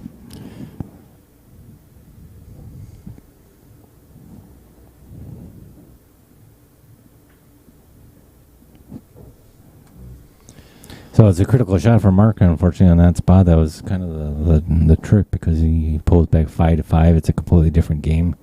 There's still a little bit of elbow room here to the rest of the set, but it has a lot to do with psychology behind getting there and absolutely. leaving Joey kind of not necessarily a duck out, but at least an out that he can control and get out. Yeah, if you complete that set or that rack and you get back to 5-5, it's a whole different ball game. Yeah, 5 and breaking too. So there's a I'll call it the momentum swing that so many pool players talk about, and it can come anytime. You could be down 9-1, and all of a sudden that swing happens at 9-1, and you hear these team events. Jeff Braund being down 9-2, and then they come back and beat you like 11-9. Yep. Aramith. Jody Orvid actually says, "What kind of cue ball is that? It doesn't look like a typical measle ball." No, it's the Aramith one that's used at the same one at BCAPL state tournament. I happened to get 2 of them before they went completely out of stock, and now you can't find them anywhere. Do you find any significant difference between the red dot and this guy? I like this one a lot better than the regular measle because I have the measle ball as well. It's funny we're talking about that because I've got the Aramith measle one It's got the round dots on it. Oh, sure. They're pretty similar. I just like the brighter color of the new Aramith one, whereas this one here has got a little bit darker. It's It could just be a little older, a little yeah, yellower. it's a little more yellower. Yeah. Put them right next to one another, you can definitely see the difference of it. But it's funny we're talking about that because I just got a message from Jeff Potts saying, "Hey, what cue ball are you using?" He said, "What cue ball you use over there?" So I actually sent him a picture of the Aramith one and said, "This is the one I use for the streams." All right, so Mark's got to get focused here. He's got a couple trouble balls here, but he can get them out. He's just got to be careful what he's going to do here. I like that shot. Yeah. Now, does that 15 ball go past the 4? I think that's the key shot. I think it does. If you get a slight outside angle, maybe pushes into the top of the 7 to give yourself a little room to tickle the 8 off there. You might be in good shape. You mean... Get right there, yeah. Just tickle right the there. 7. Yep, you just didn't want to push it too far in front of the tempo, which is fine now, yeah. But you just want to just slightly move this one. You don't want to move it too much. Yeah, you just want to tickle it. You don't want to push it up on the 5. If you got to move it further, you don't want it in no man's land where you can't get a pocket for it. So, but I think the problem is, I'd almost rather just try to maybe run into the 8. Oh man, there's that one stroke home. Oh, he warmed up on it, but he just went. Yeah, but he did. But when he got down on it, watch. He gets down on it so quick. 2, 3. But then he just. It's like he's not focusing on the shot. You know what I mean? Yeah. That's unfortunate. He's a lot better player than that, and he's not in his game tonight. That's for sure. Not as good as I've seen him play. Champ is in the house. Hey, Champ, how's it going? What's up, nice Champ? to see you here. That's awesome. So he got a challenge match on Sunday against Anthony Sadlin? The day after you guys, the 26th. Oh, gotcha. Okay, Yep. sure. So we got the 25th, the 3-man, and the 26th on Sunday. We've got Lyle Champ McDowell playing against Anthony Sadlon. Okay. And there was almost going to be actually one in the morning of Saturday. Oh, really? Okay. Yeah. Really? Like I've got so many people that are calling me. Hey, when can I get a setup? When can I get a challenge match going? So, well, you can either wait for the grudge matches that I'm going to announce on the 25th, or if you just set something up with somebody, feel free. I'll stream it.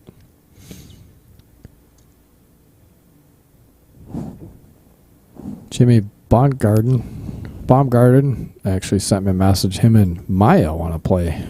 Oh, really? Play on the stream. Yeah, that'd be a good one. That'd be fun. I'd like to play Jimmy. It'd be a fun match.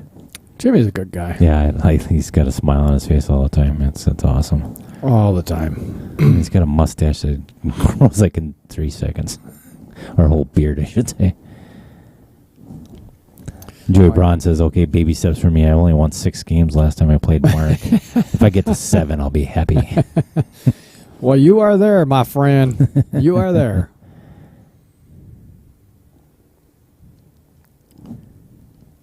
Can he see that 7 ball? Yeah.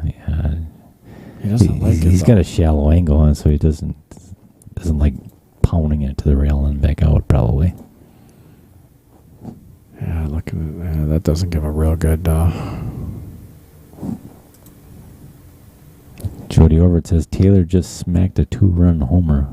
Oh, nice. That's over my head, Jody. I'm sorry. That's the Brewers over there to the right. Oh, that's baseball he's talking about? Yeah, that's. Oh, gotcha. That's baseball. Yes, when I first met Scott, he lost his man card pretty quick.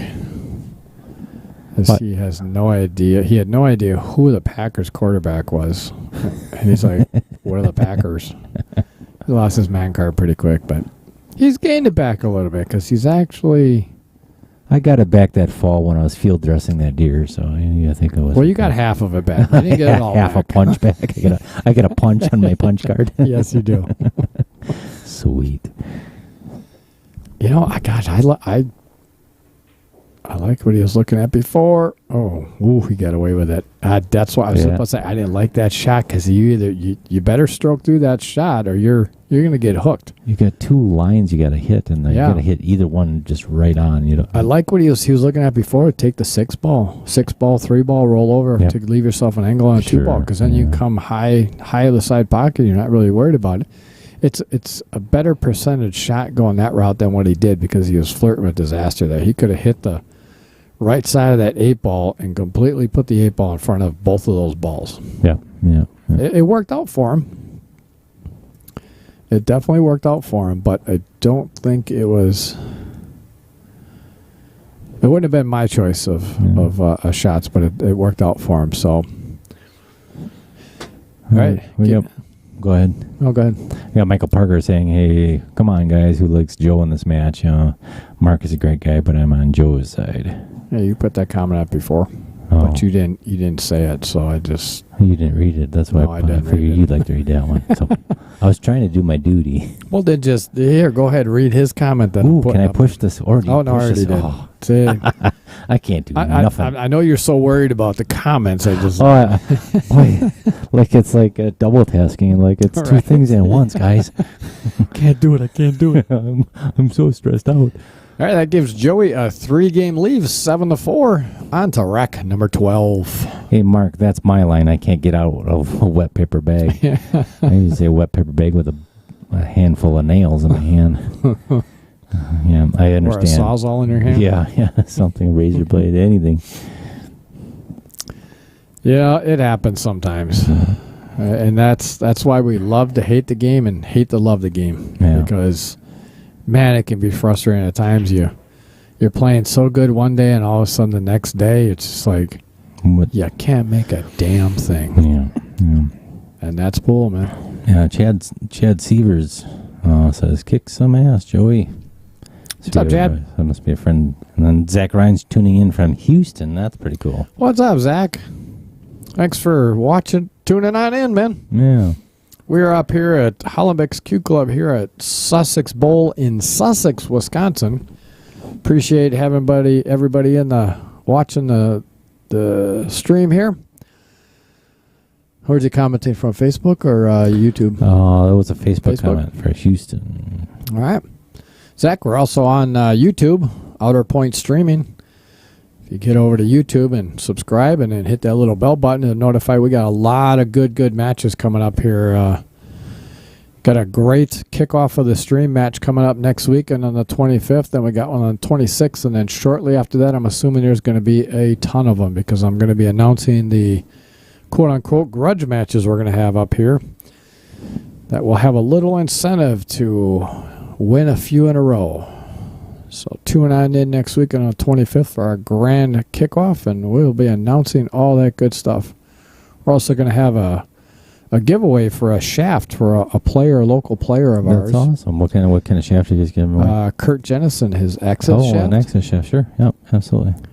He joined up with a guy that makes pool cues, and they came up with a carbon fiber shaft, which he's going to get me one to try it, but I guess everybody that has been playing with has been raving about them. So liking them. Okay. They're liking them a lot. So we're going to be giving one away that day. So tune on in and get your entries in for it. Michelle says, poor Scott. Yeah, I agree. Yeah, I take a lot. Poor Scott. I don't know. I got pretty thick skin, though. Say poor Scott. Poor Scott what? I don't know. What? Well, Joey's kind of dialing in. He's he striking the ball good at each one of these shots. He would have liked to be off the rail on this one, though. And maybe just slight more angle, but not much. Yeah, but he's honestly, I would almost come right towards that side pocket. See, he's going to try to he's got to be careful though. When you're against the rail and you try to spin these shots, that's when you miss a lot of these. You cut them thin and hit the short rail going in. Yep.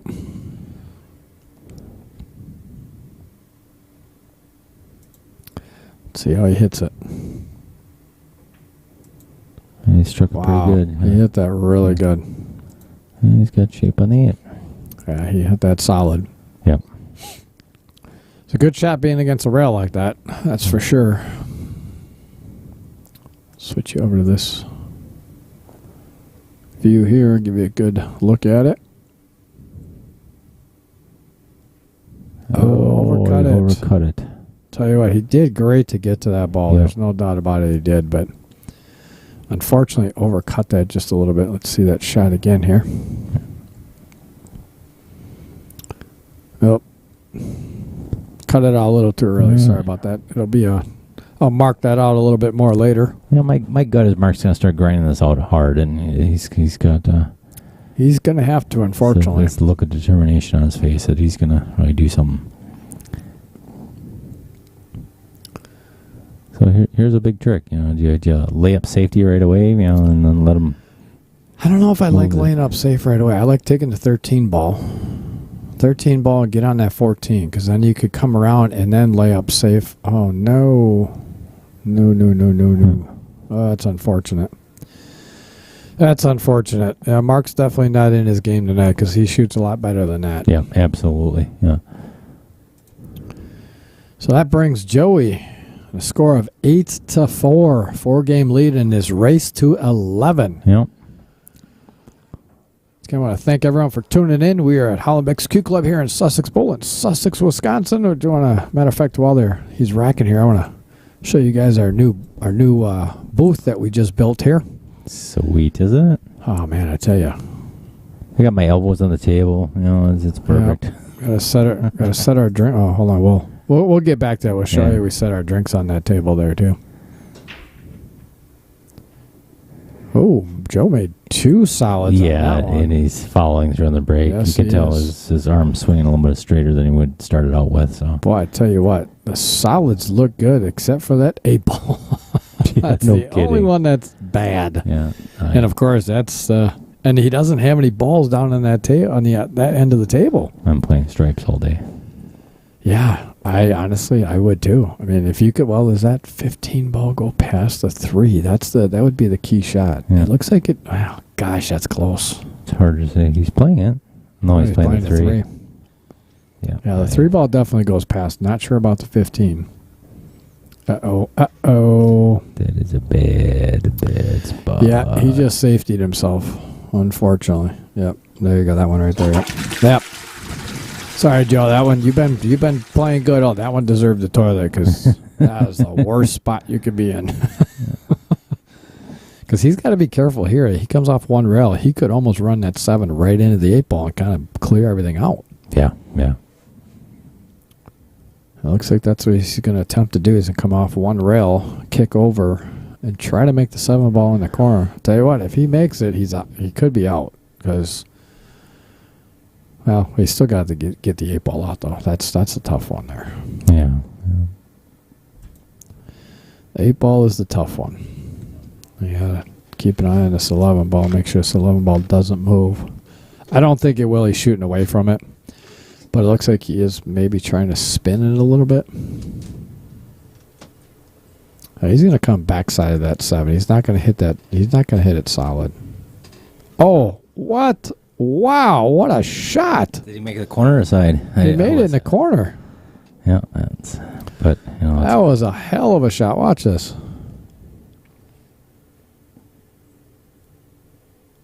Drills it. out of that Wow. corner. I thought he, That was a hell of a shot. That was a great shot, Joey. but he's kind of playing a shot Yeah, to nothing this- here. this He's is- walking himself into a corner, unfortunately. Yeah, he is, unfortunately, because you're not going to be able to hold this for. I mean, you're going to have to almost run right into the 5 ball and bring it back down because I don't see, unless he's trying to spin around, maybe run in the 11 ball. Okay, he did spin it around, go to the opposite side, but unfortunately, just overcut it a little bit and didn't make it. But I tell you that shot was a hell of a shot before, though. Wow, that was a great shot. All right, so Mark has definitely gotta get himself tuned in here because yeah, you don't want to keep giving games away here. Yeah, correct, yeah. I like legging on that 9 ball right here. Try to put him on the backside of that 10 ball. That clears all your Yeah. stripes up. Yep. It looks like he's listening to the stream. And he did just that. I don't know. Did he leave a... You He leave might it? have that window between 11 and 15 off the rail, but no, I don't think so. He's No, got to. it's- He'd have to shoot right through the 11 to play off the rail. Yeah. So I think he took it away. Joe kind of gave that look like, that was a good one. He winced. Mike James must be talking about the kick shot on the 7 West. Sick recovery. He says, fantastic shot from Trisha Wazowski. Oh boy. Trisha Wazowski. Wazowski. Yes, that was a great shot. All right, that's why I covered up table number 2. Oh, she's got a. All right, she's gonna go grab those balls. So.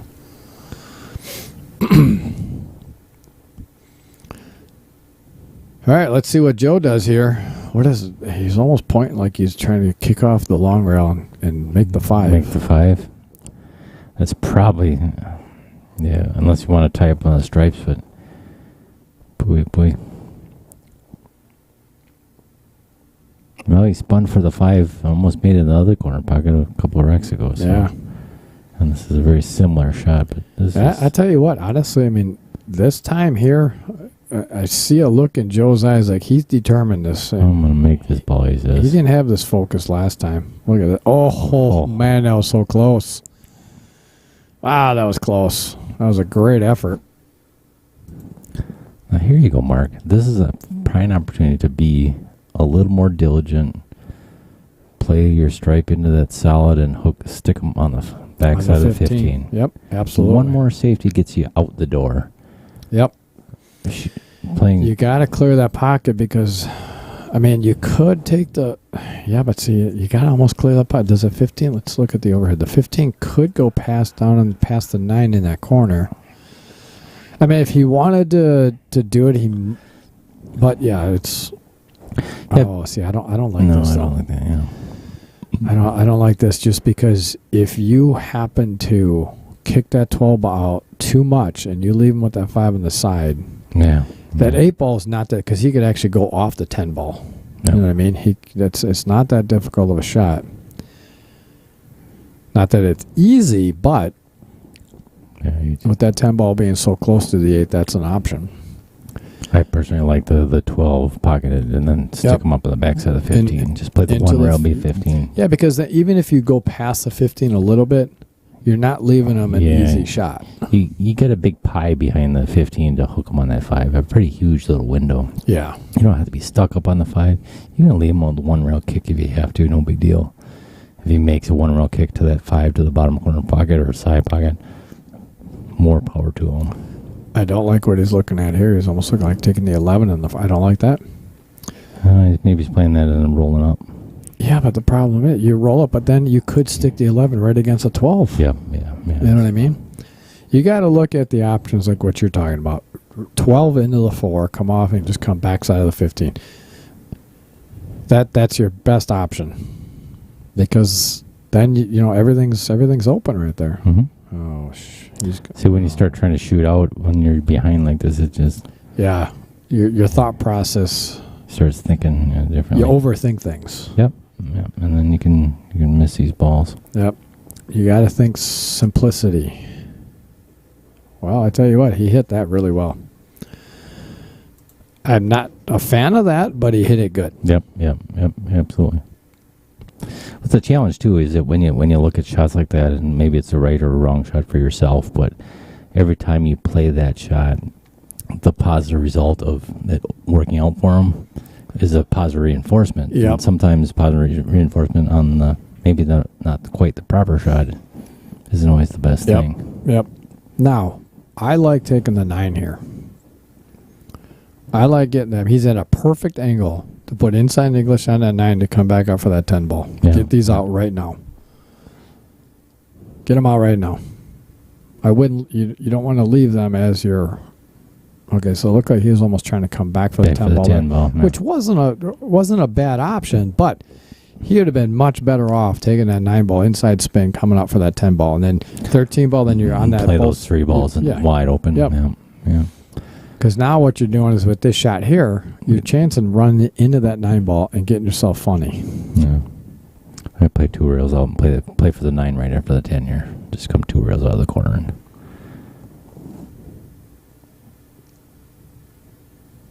Hell, with that, he could, yeah. I mean, that's unfortunately that 9 and tumble. So he's going to take the 9, probably come around.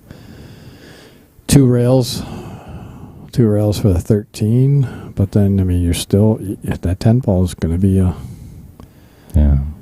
tricky one. I mean, if he doesn't feel comfortable with either of these, he's got a great safety shot too. Absolutely. Just put the 9 close to the pocket and stick him right behind the 10 and 8. Yeah. And I think that's what he's looking at. He's looking at where do I need to leave him. Or soft roll the 10 and just stick him on the 8 ball. Yeah, because you're cutting that so much, so you have to put so much inside English on that. I don't know what he's offensive. He called a shot, so yeah, I like that shot. Yep. Well, that's Gave himself a little angle on that. You'd have to just punch out for this shot. But unfortunately, the bad part about that is then taking the 14 with such a cut. You have to get that perfect window to get between, so you have a shot on the 9 ball, which can be done, but it's a little trickier shot than, like I said, 2 steps before. Take that 9 and get that 9 and 10 out of there. When you have an easy opportunity at it, you do it then. Now, he played that well. So this is a point where you walk around the table a little bit and look exactly where your shot line is on the 9 ball. And where you need to be, where you want to be. Exactly where you need to be. Not just kind of in where you need to be, but put the ball where you need it to be. Yep. So he's going forward on this ball. Is he going 1 rail or 2 rails back out? Oh, I don't like that. Yeah, that's... See, he was worried about getting in that window, that small window in between 8 and 9, so he didn't have too much of a cut. I don't like going forward on that. Nothing really good can happen out of going forward like that. And maybe he was trying to run right into the 8 ball, possibly, I'm thinking. Now Rich Journey is going to head out. Nice. Glad you could come, Rich. He says, see you guys later. All right, Rich. Thanks for tuning in. Appreciate it. That was a good shot.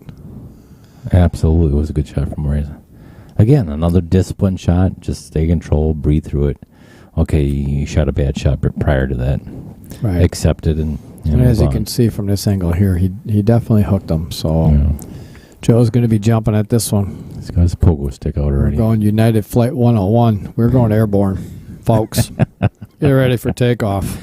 Well, if Cheddar's out there, he's going to give you grief about that. Yeah, screw Cheddar. I really don't care. Brian always says, Flight 101. I hate it There's when you never say any other flight than that. There isn't. There is no other flight than 101. That's all I got to say. So eat it. This is what I say to you, little Cheddar. Yeah, LJ Breitha. How's it going, LJ? What's up, LJ? Yeah, he says nice safe. Absolutely. It was when you're elevated like that to pull back and stay on the line. It's a little tricky, but he hit it good though. Hit it well, yeah. So Joe's feeling confident, but he was smiling over there. He's like, he went back, got his cue, and said, "I'm kicking at this."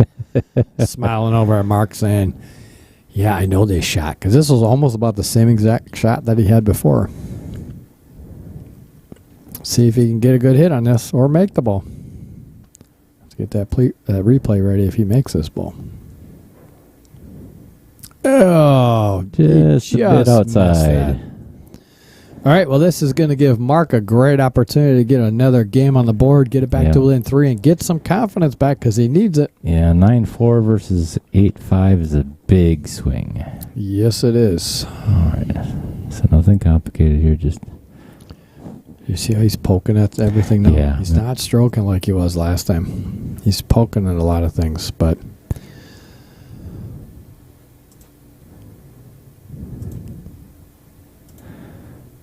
All right, see if Mark can make this one, and he does. Yeah. He's got to loosen up his grip a little bit, and it'll be much better. All right, brings the score 8-5 in favor of Mr. Joe Braund. Yeah.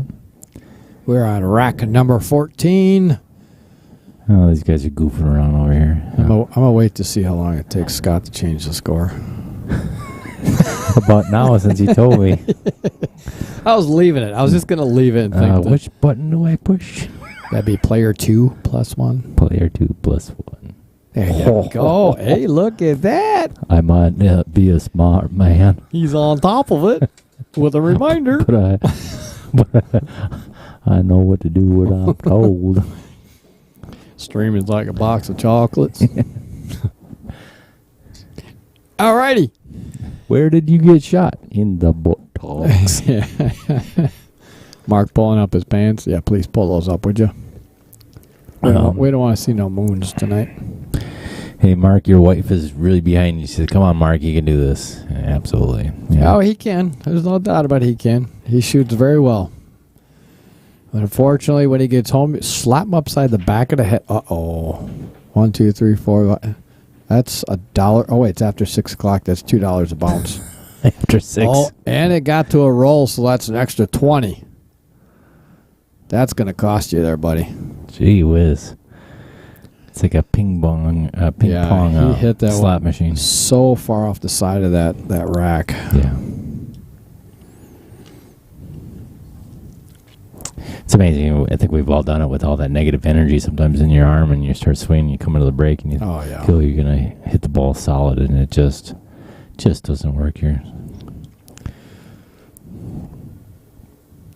You like this opening shot? And not particularly.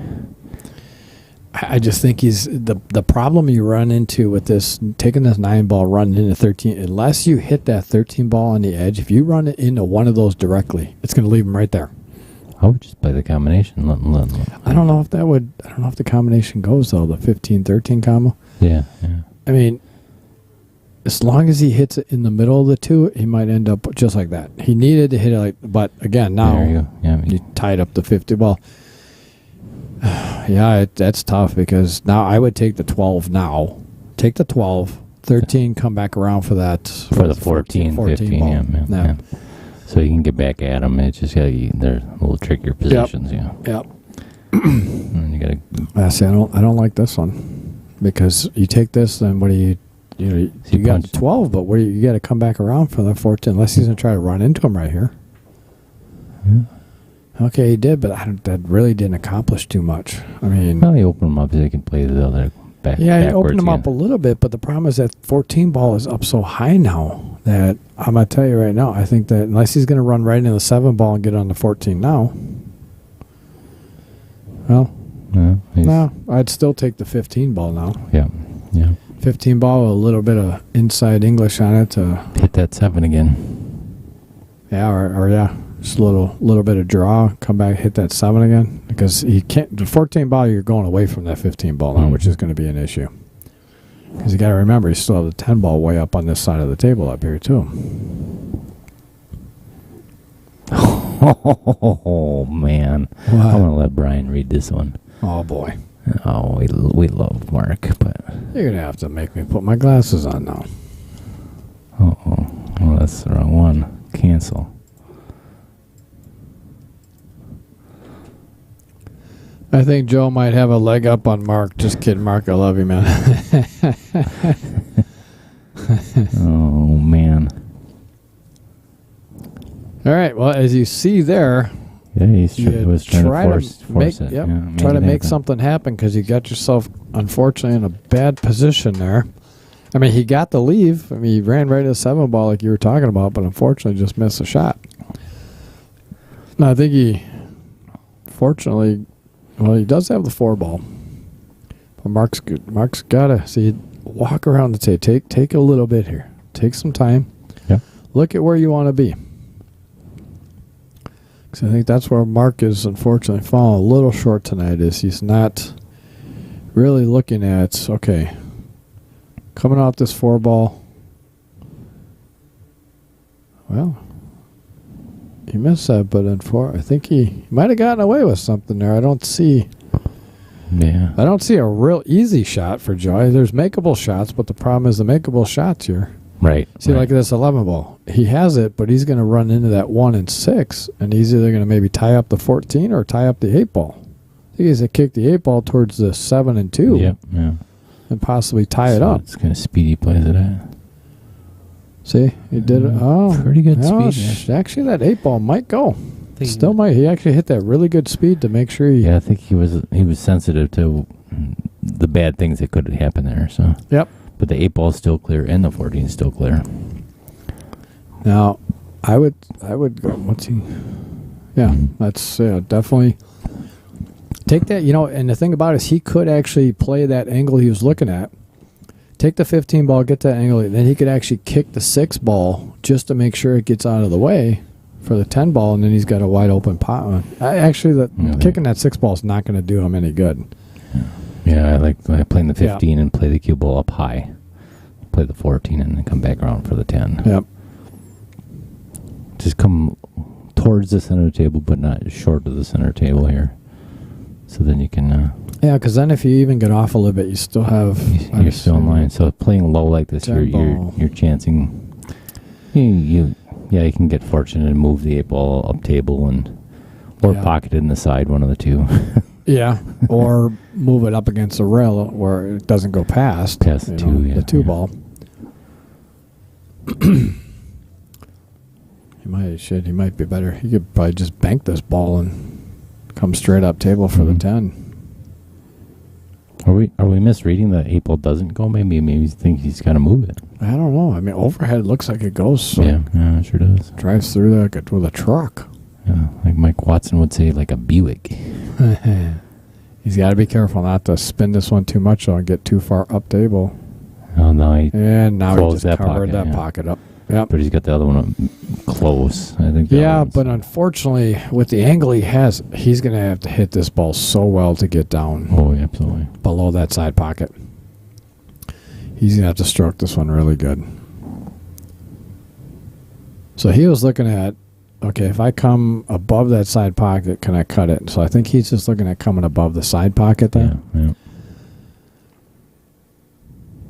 But if he hits this too hard without draw, it just came up a little. Came up cheddar. Hey, cheddar. Came up real cheddar on that one. It's a clever way to measure English. Who's that up top? I just says Mike James says LOL after Michael Parker's one leg up comment. Where did he call this one? Did you see? I think there's a corner pocket where it's available. He's trying to back cut it steep.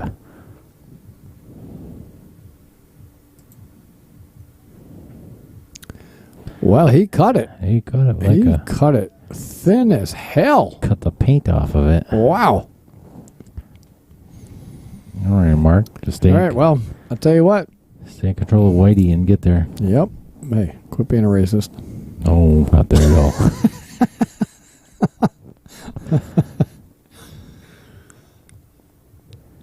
That's funny too, because one of my favorite buddies' names is Bernard Crawford. Years ago, we played down at UWM in the rec center, and he'd always call it Whitey. And I'd say, "Oh yeah."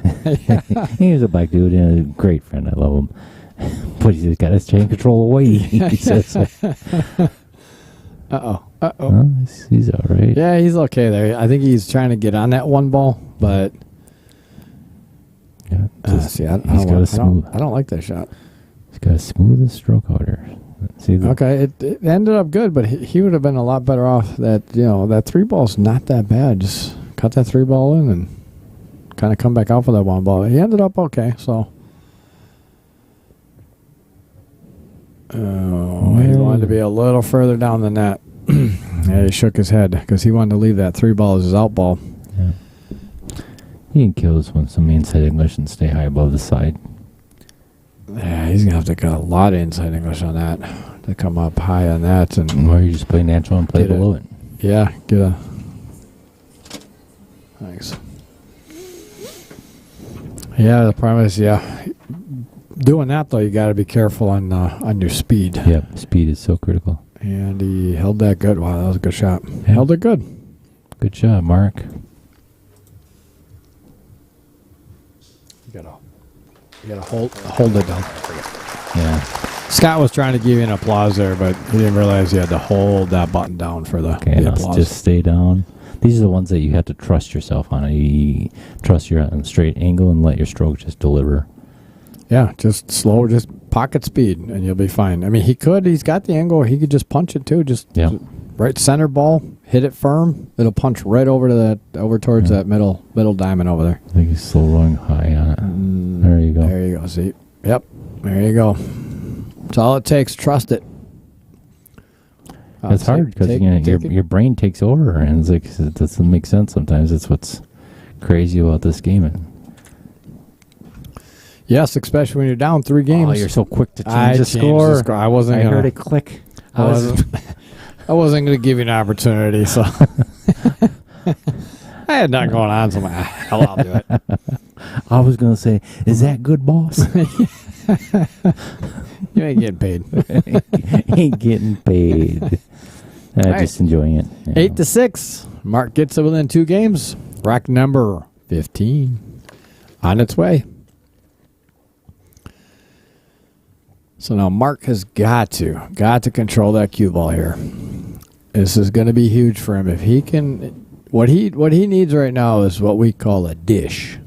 I don't know if you remember that or not. Oh yeah, Guy from England taught us a new word called a dish. If a player breaks it, so instead of a run out, we call it, or a break and run, they call it a dish over there. So, well, that was close to losing control of it in the side pocket, but unfortunately it stayed up for him. Yeah, it stayed up, and he's got a table in front of him.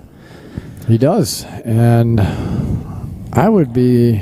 I mean, either one is good, but I like stripes just a little bit better. Yeah, I would have to agree. Yeah, solids are okay because he could actually.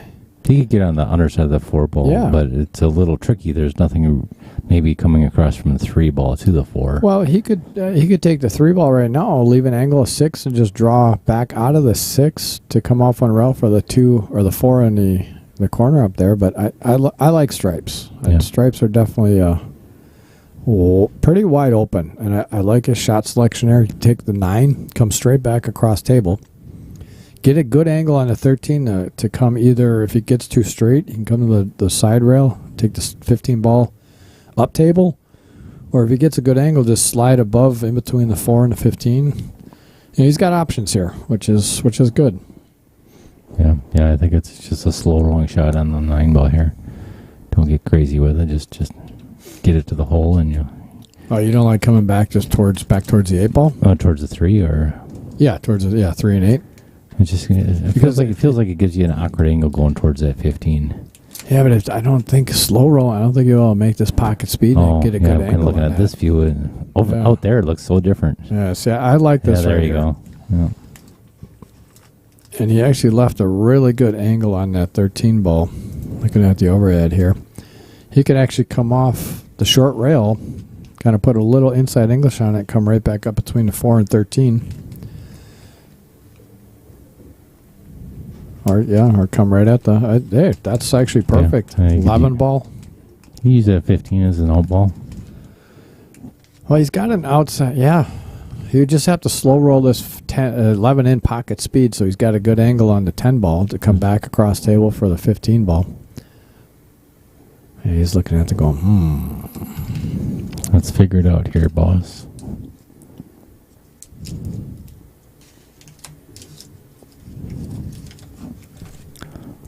Want a Reese's? Oh, man.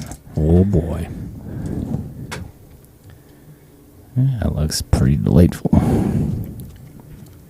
It tastes pretty delightful. Oh, he tried to throw that. He was trying to hold for that, trying to jabber down for the 15.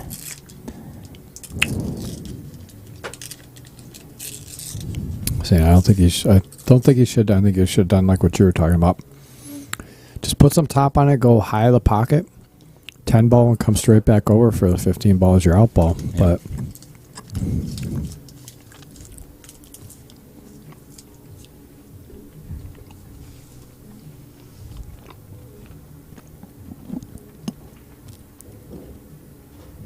ooh, got a little bit deep on that one. I don't think Joe wanted to be there, but not miserable at all. No, but you're going to ride that. You're making that 10 ball fly here. Ooh, he got lucky not to get it in the way. Get anything in the way. The thing about it is you want to move balls as little as possible, though. Yep, correct. Does that 4 ball go past the 15? Yeah. Now that those other stripes are out of the corner, it goes pretty cleanly.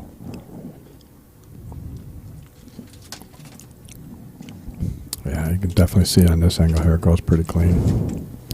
Just like how this coming across, he may end up just drawing across the table rather than trying to go forward. Yeah, it looks like he's putting top on it. I don't particularly, well, not bad, but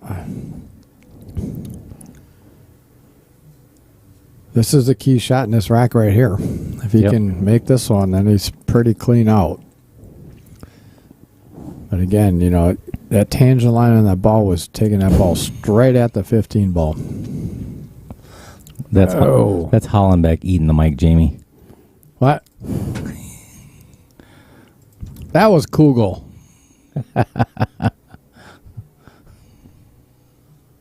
Yeah. That was Kugel. I actually went to the side because I know better than that. That would be both of us. We're both eating a Reese's peanut butter cup. By the way, it was a pretty tasty one. So yeah, it more than likely me because Brian is a little. I said, I'm not a smart man. I used to do that at the other stream, and I got called on it several times. Like, okay, who's munching the mic? Well, that would be me. So now I know when I eat something, I actually go to the side of the microphone and not right in front of it because I know it. These mics too, they'll catch everything. Every little nuance, huh? Sit on, ball. Yeah, it'll be all right. He should be fine. Yeah, just got to trust this shot that you hit at center ball. It's going to come straight. Maybe half a tip of inside English or top like he's doing to straighten out that tangent line. Oh, he overcut it.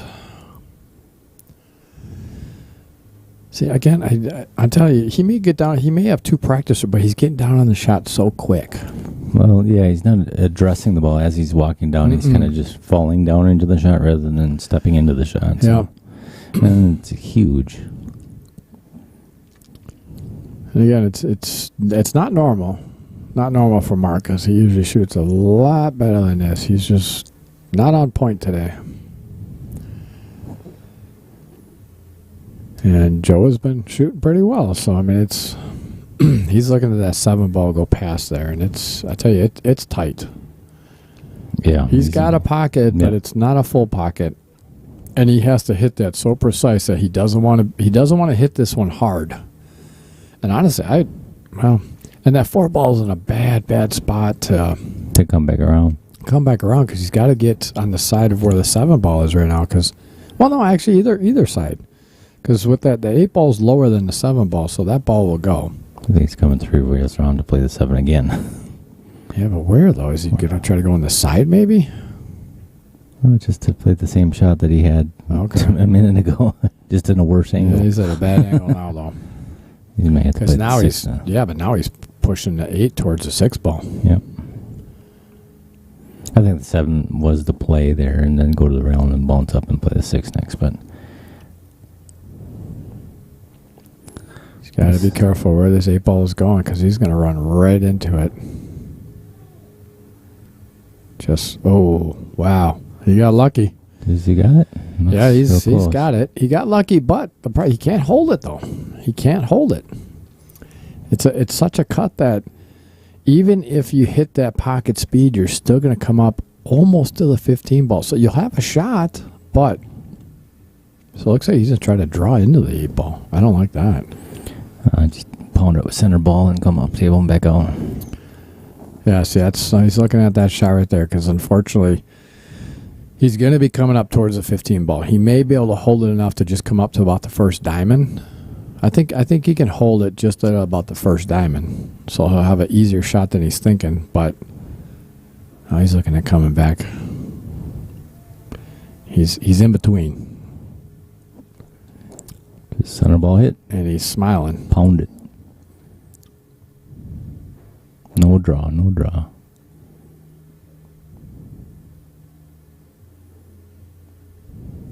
Oh, no. See, he punched at it. And that was a lot harder than... He kind of dropped and scooped into it. It's almost like he was trying to steer the ball to stop. to stop. Yeah. And unfortunately, he went just a little too far there. That'd be a hell of a cut to make that one. Now this is kind of a freebie kick. You can kind of kick and almost be safe if you miss the ball. Right. Yeah. True. So just play your speed and just play the kick. Just ball make first, sure you hit it. not two rails. Hit the ball first, and then you'll be. Oh my God! Better These not. people in the back 9-foot tables throwing the balls on the table. Oh my God! It's so annoying.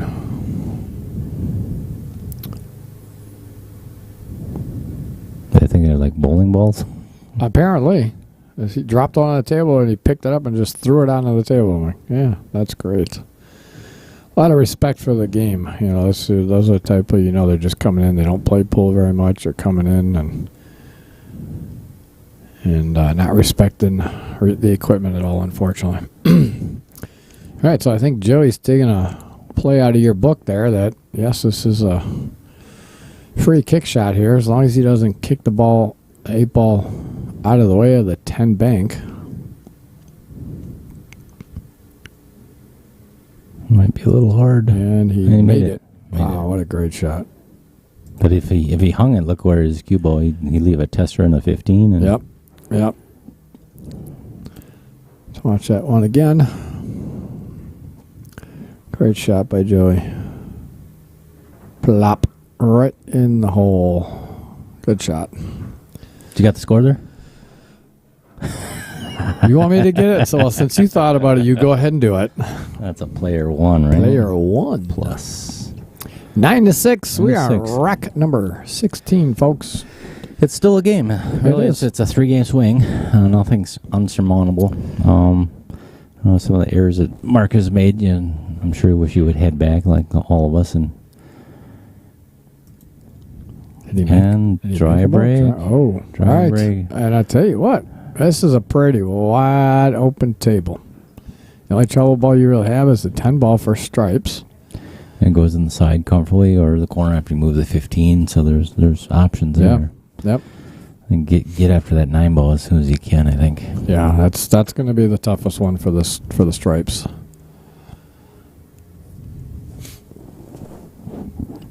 PJ's in the house, big PJ. What's up, PJ? That's how I would have done it. It's what, eating the mic or or was it shooting the balls, kicking it? Probably kicking it. That's the shape you would have left for yourself? Yep. Yeah. Dawn Peters says hi. What's up, Dawn? Last Friday, she did not draw Jason Wiedemeyer in the break pot. I heard. Yeah. She draw Robert Althor. Yep. Oh, and I didn't get to share with you. He had a wonderful break. Made an 8 ball to the corner pocket. And did he make another ball? No. He made the 8 ball to the corner pocket and had a 1-3 combination to the corner pocket. Really pretty a layup kind of thing where you can make it. He made the 3, made the 1, and made another ball on the same time and scratched across the side pocket. Oh, my God. Really? So he had 4 balls down and a scratch total. So it was like a $600 swing that he missed out on. Oh, man, that's rough. Yeah. I tell you, I know this is not where Mark wanted to be, but I tell you what, I like this shot. I mean, it's... Yeah, absolutely. I would just draw back out of this or run into that 2 ball. Just draw back, because then you can actually get on the 9 if you're straight in on the 15. Then you can float to the right angle to get outside angle on the 9. Yeah, because then the rest of the balls are up this side of the table. I definitely like getting this 10 ball out right now, though. It's definitely the shot. Just confident stroke. Just put a little draw on this and stop that ball right there. Yep. Stop it right there for the 15 in the corner and float down for the 9 ball. Here's the thing. You could just actually hit this pocket speed and just float it forward a little bit. If you have an outside angle, it's fine because just, again, put some top on it, float down below that. All you got to do is get beyond that 4 ball. Yep. Yeah, he's looking at it right now. Yeah. Kind of likes the 15 for an out ball too, but sometimes you got to take your out ball to get to your trouble too. Yeah, it's unfortunate. It's not, if that 2-ball wasn't there, I'd say, yeah, that's 15 ball would be a good out ball, but unfortunately, it's not. Well, it looks like he tried to do that, but unfortunately, he got too much of an angle on that now. Now you're almost. Man, he's got to think about how to get back down to the 9 ball. You don't want to leave the 11 ball to get back down. I mean, Yeah, you may have to. well, and actually, as long as he was over by the 3 ball or the 1 ball, he could come 2 rails to get down for that 9 ball. The middle of the table is open after he would take that 14 out. He can come down for that 9 ball. But yeah, but he put himself in a position here where take this 50. I like this. Don't get stuck behind the 6. So I guess he was playing for that. Yeah, but I don't know if I like that though. I don't. Against the rail, he's probably gonna. Well, I'll tell you what. If he runs right in that 7 ball, it actually might be good, unless he can spin that to miss to avoid. I think he's Oh, he missing. did. He Wow. played that real well, Mark. Wow, Real he hit well. that really good. That was a great shot. That was a key shot to get on for this rock right here. Yeah. Because now he just wants to get back to almost where he is right there, but a little shallower. So you can take the 14 on the side, float down by the 2 ball. So might be playing the 14 in the corner, I don't too. think the 14. I don't think the 14 goes past. Maybe it doesn't. Well, I tell you what, he ended up perfect. Yeah, I made it real good. You couldn't ask for anything better than that. It's a perfect angle. The center ball, float down by the 2 ball. Just don't get stuck behind the 2. So you want to make sure you hit it enough to get right there. Don't get over. You don't want to get over the 5 ball. I think he's fine. He didn't want to be over that ball, but He's fine. Just put all the energy to making this ball. Yep. BJ says, "What's up, boys?" This is a good angle at this one here. Top PJ. Just got to make sure you hit it. And There you go, Mark. Good job. All right. That brings it. Hold the button.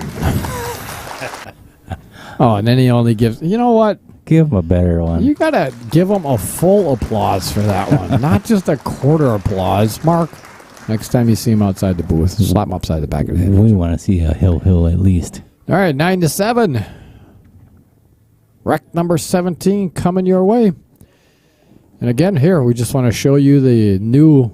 New and improved. Say hi. Say hi. Hi, guys. Built this brand new booth here today. Just put it up. Scott and I just got finished with it. Got all the lighting in like within 2 minutes of when we needed to start the stream. And we are here with you folks today. Thank you all for tuning in. We are here at Hollenbeck's Q Club here in Sussex Bowl in Sussex, Wisconsin for a money match between Mark Ksobiech and Joe Braund. It's actually a rematch because they played once before and Mark took Joe's money and Joe is back for a revenge to take his money back. We're we have a score of 9-7 in favor of Joe with Mark breaking here. And it looks like he just returned the favor and dry broke himself. But he left a little challenging rack for Joe here. He definitely did. Stripes are okay. They're not the best unless does that 11 ball go past? I think it does go past the corner, but you got to wiggle that whatever that is. 4 ball? 4 that's by the 12 there, yeah. Yeah, 4 ball over there. And the 9-13 is a little awkward as well, so we'll see what he does. Maybe stop it there and do something. Yeah, I'm not quite sure of that one, though. That's Neither is he. Yeah, neither is he. He shook his head like, yo, what the hell was I just doing there? I knew I had a plan before I shot that shot, Yeah. but it He's on the plan B already. it makes a lot of us. Oh, yeah. So, the funny thing about 8 ball is you got so many different plans because you got so many different balls and so many different options to go with, so.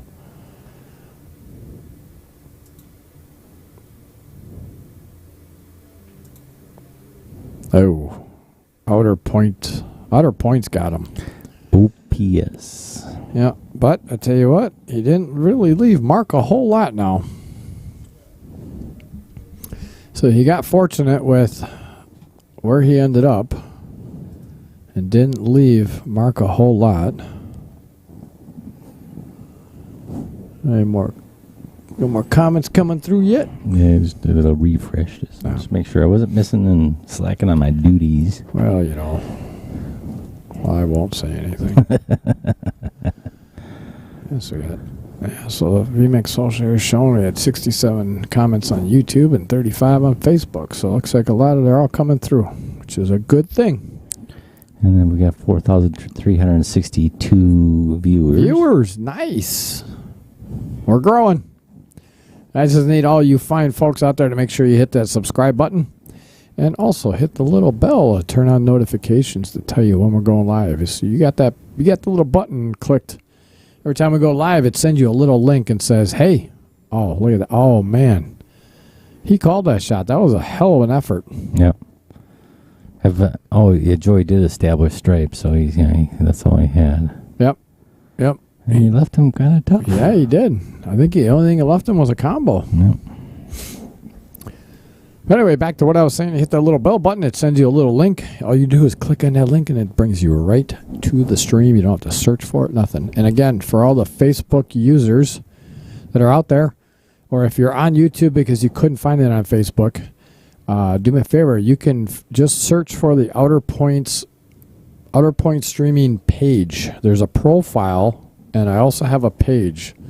I had to create a profile to create a page. I didn't want to create the page with my personal one because I already have so many pages involved with mine, and it would have just kind of, if I ever want to like have the stream going with somebody else at the controls, I'd have to give them my personal Facebook password, which they say never to do. So I did create a Outer Points streaming profile, which then allowed me to create a page, and I had to put the stream on the page in order to get the comments through. So I found that out.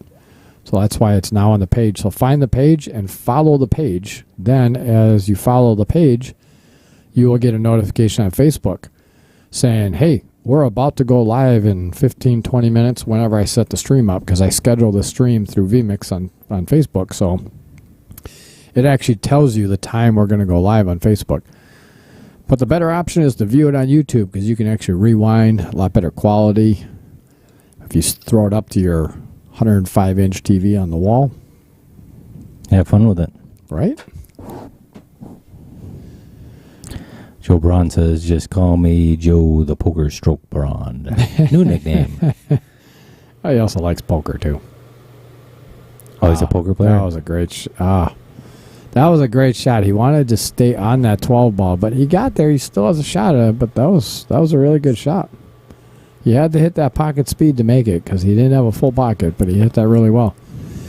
So the problem he has here is he's going to run right into that 4 ball. He's not going to be able to draw out of this too much, because the draw's not going to take a whole lot, because you're cutting this 12 so much that you're going to run right in that 4 ball. So you got to maybe draw off the 4, off the rail to come back out for the 15 like that. Or the 9. Or the 9. That worked out really well. That worked out real well for him. That was a great shot. Michael Parker says, I can't get on YouTube because they keep asking me for my password. I can't remember what it is. Well, we can't help you out with that, Mike. Oh, I can help you with that. I need someone to help. You see that little thing that says forgot password? Just click on that, buddy. It should guide you through setting a new password. Well, it'll send you a link to your email and allow you to reset your password, sir.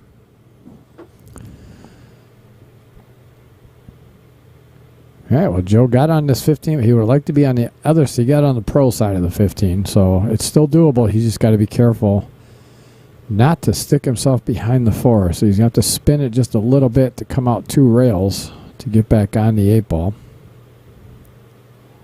Unless he puts a little inside English on it and just comes off 1 rail, the bottom rail. Can you... He doesn't realize those bathrooms are out of order. So we've got interference on the 50-yard line. Penalty. Yeah. The people that don't play pool that are throwing the balls up. Dude, can you not... He's we've got an inebriated guy that's coming out asking questions of the players. Joe and Mark are giggling about it.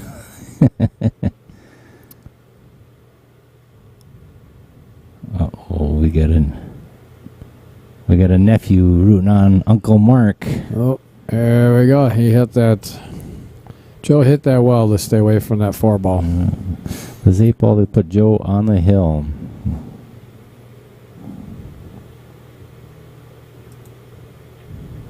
And there it is. Joe gets to the hill first, 10-7. Rack number 18 is coming up. Wow, you're good at math. I am. I'm well, You're a mathematician. I got my calculator out here on the phone. So here's where we go and we set the drinks Oh, yeah, on the table here. So it's sitting right on the table, right in front of me here.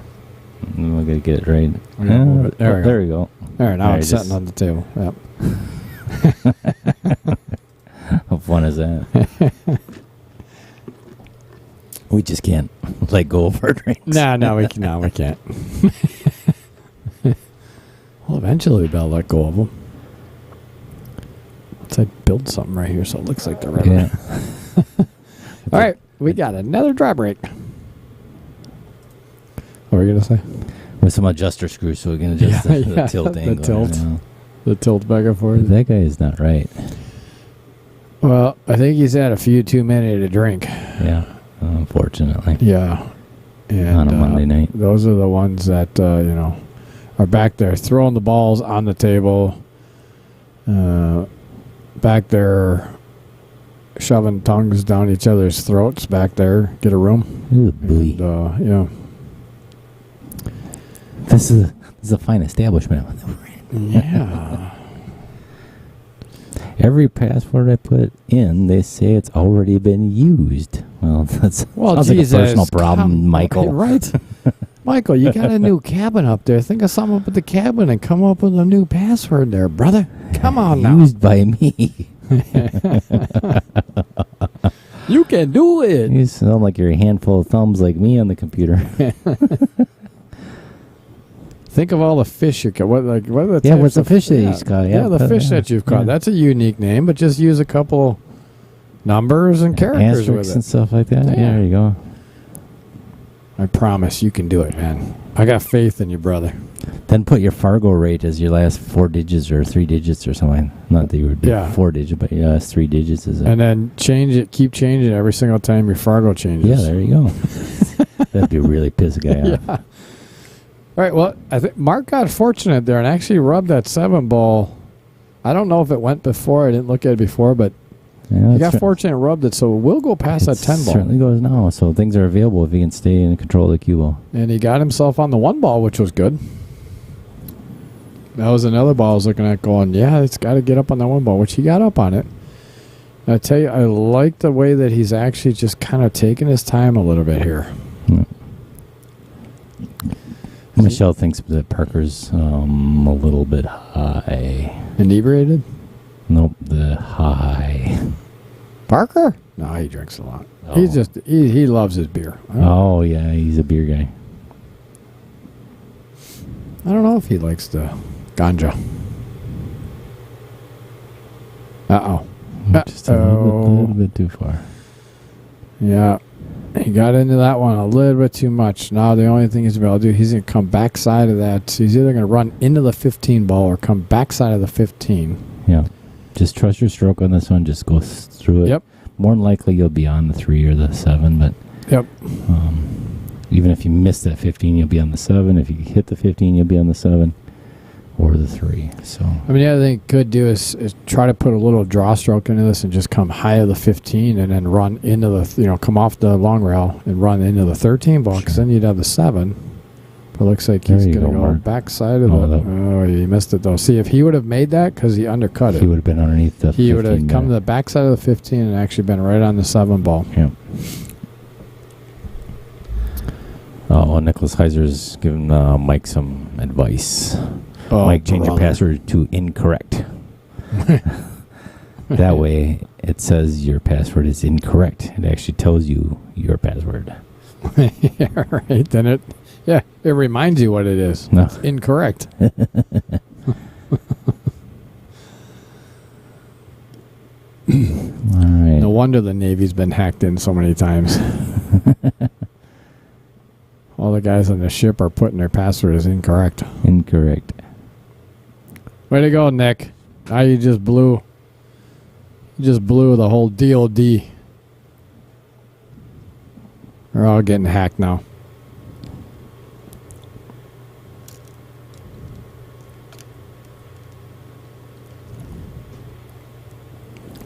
Well, Joe's got a little confidence in his stroke. You know, he's striking the ball good. I'm not quite sure where he was going with that one, though. I'm not sure either. I think he was trying to come off that rail a little bit more to get up for that 12 ball. Yeah. I like the choice here to go 14 because you're going to come back up right between that 12 and 8 ball. If you hit it, or if he puts a little inside, he'll come right back down table. Right back down that way. Get good for the 10 for a rub on the 7 Yep. there. Oh, not except on over a ball. You have to play the 13 first. I would take the 9 first. Take the 9. Come back out for that. 13 ball, he seems a little close to a 13 ball, though. I don't know, you're looking straight down. Yeah, pretty I think he just twists this hole and still maintain a slight angle to wiggle that 15 afterwards. Because if you take the 9, you're trying to get back to the same spot. Yeah, he could come back. Let's see how he plays it. Nice. Then that's what I was thinking, is that if he does come up short, he's got the 13 ball. Take the 13 ball now to get yourself on an angle. But here's the thing. They have no insurance. Yeah, you keep taking balls off, and the way you're running into that 15 ball, you better make sure you run that 15 ball out far enough to get up in the corner or in the side, because that 4 ball is blocking that pocket down there. Yep. The 7 ball is going to be blocking this pocket down here unless you hit it hard enough for it to. But the angle you're going at, you're still pushing the 15 ball up table. What's up? So Joe's head looked like a chia pet. I think he shaved his head, yeah. Yeah, it's like a little fur monster. He shaved his head. All right, so he's... All right, well, this is the key shot to see if he can take this match away from Mark. Being on the hill, this could be the last game if Joe executes his shot how he needs to. This one, I think you pound and get that 15 out to the middle of the table, and you got the 12 as your insurance. Just get some separation. Yeah, you definitely got to get separation on this ball, just there like that. Yeah. Yep, he actually did.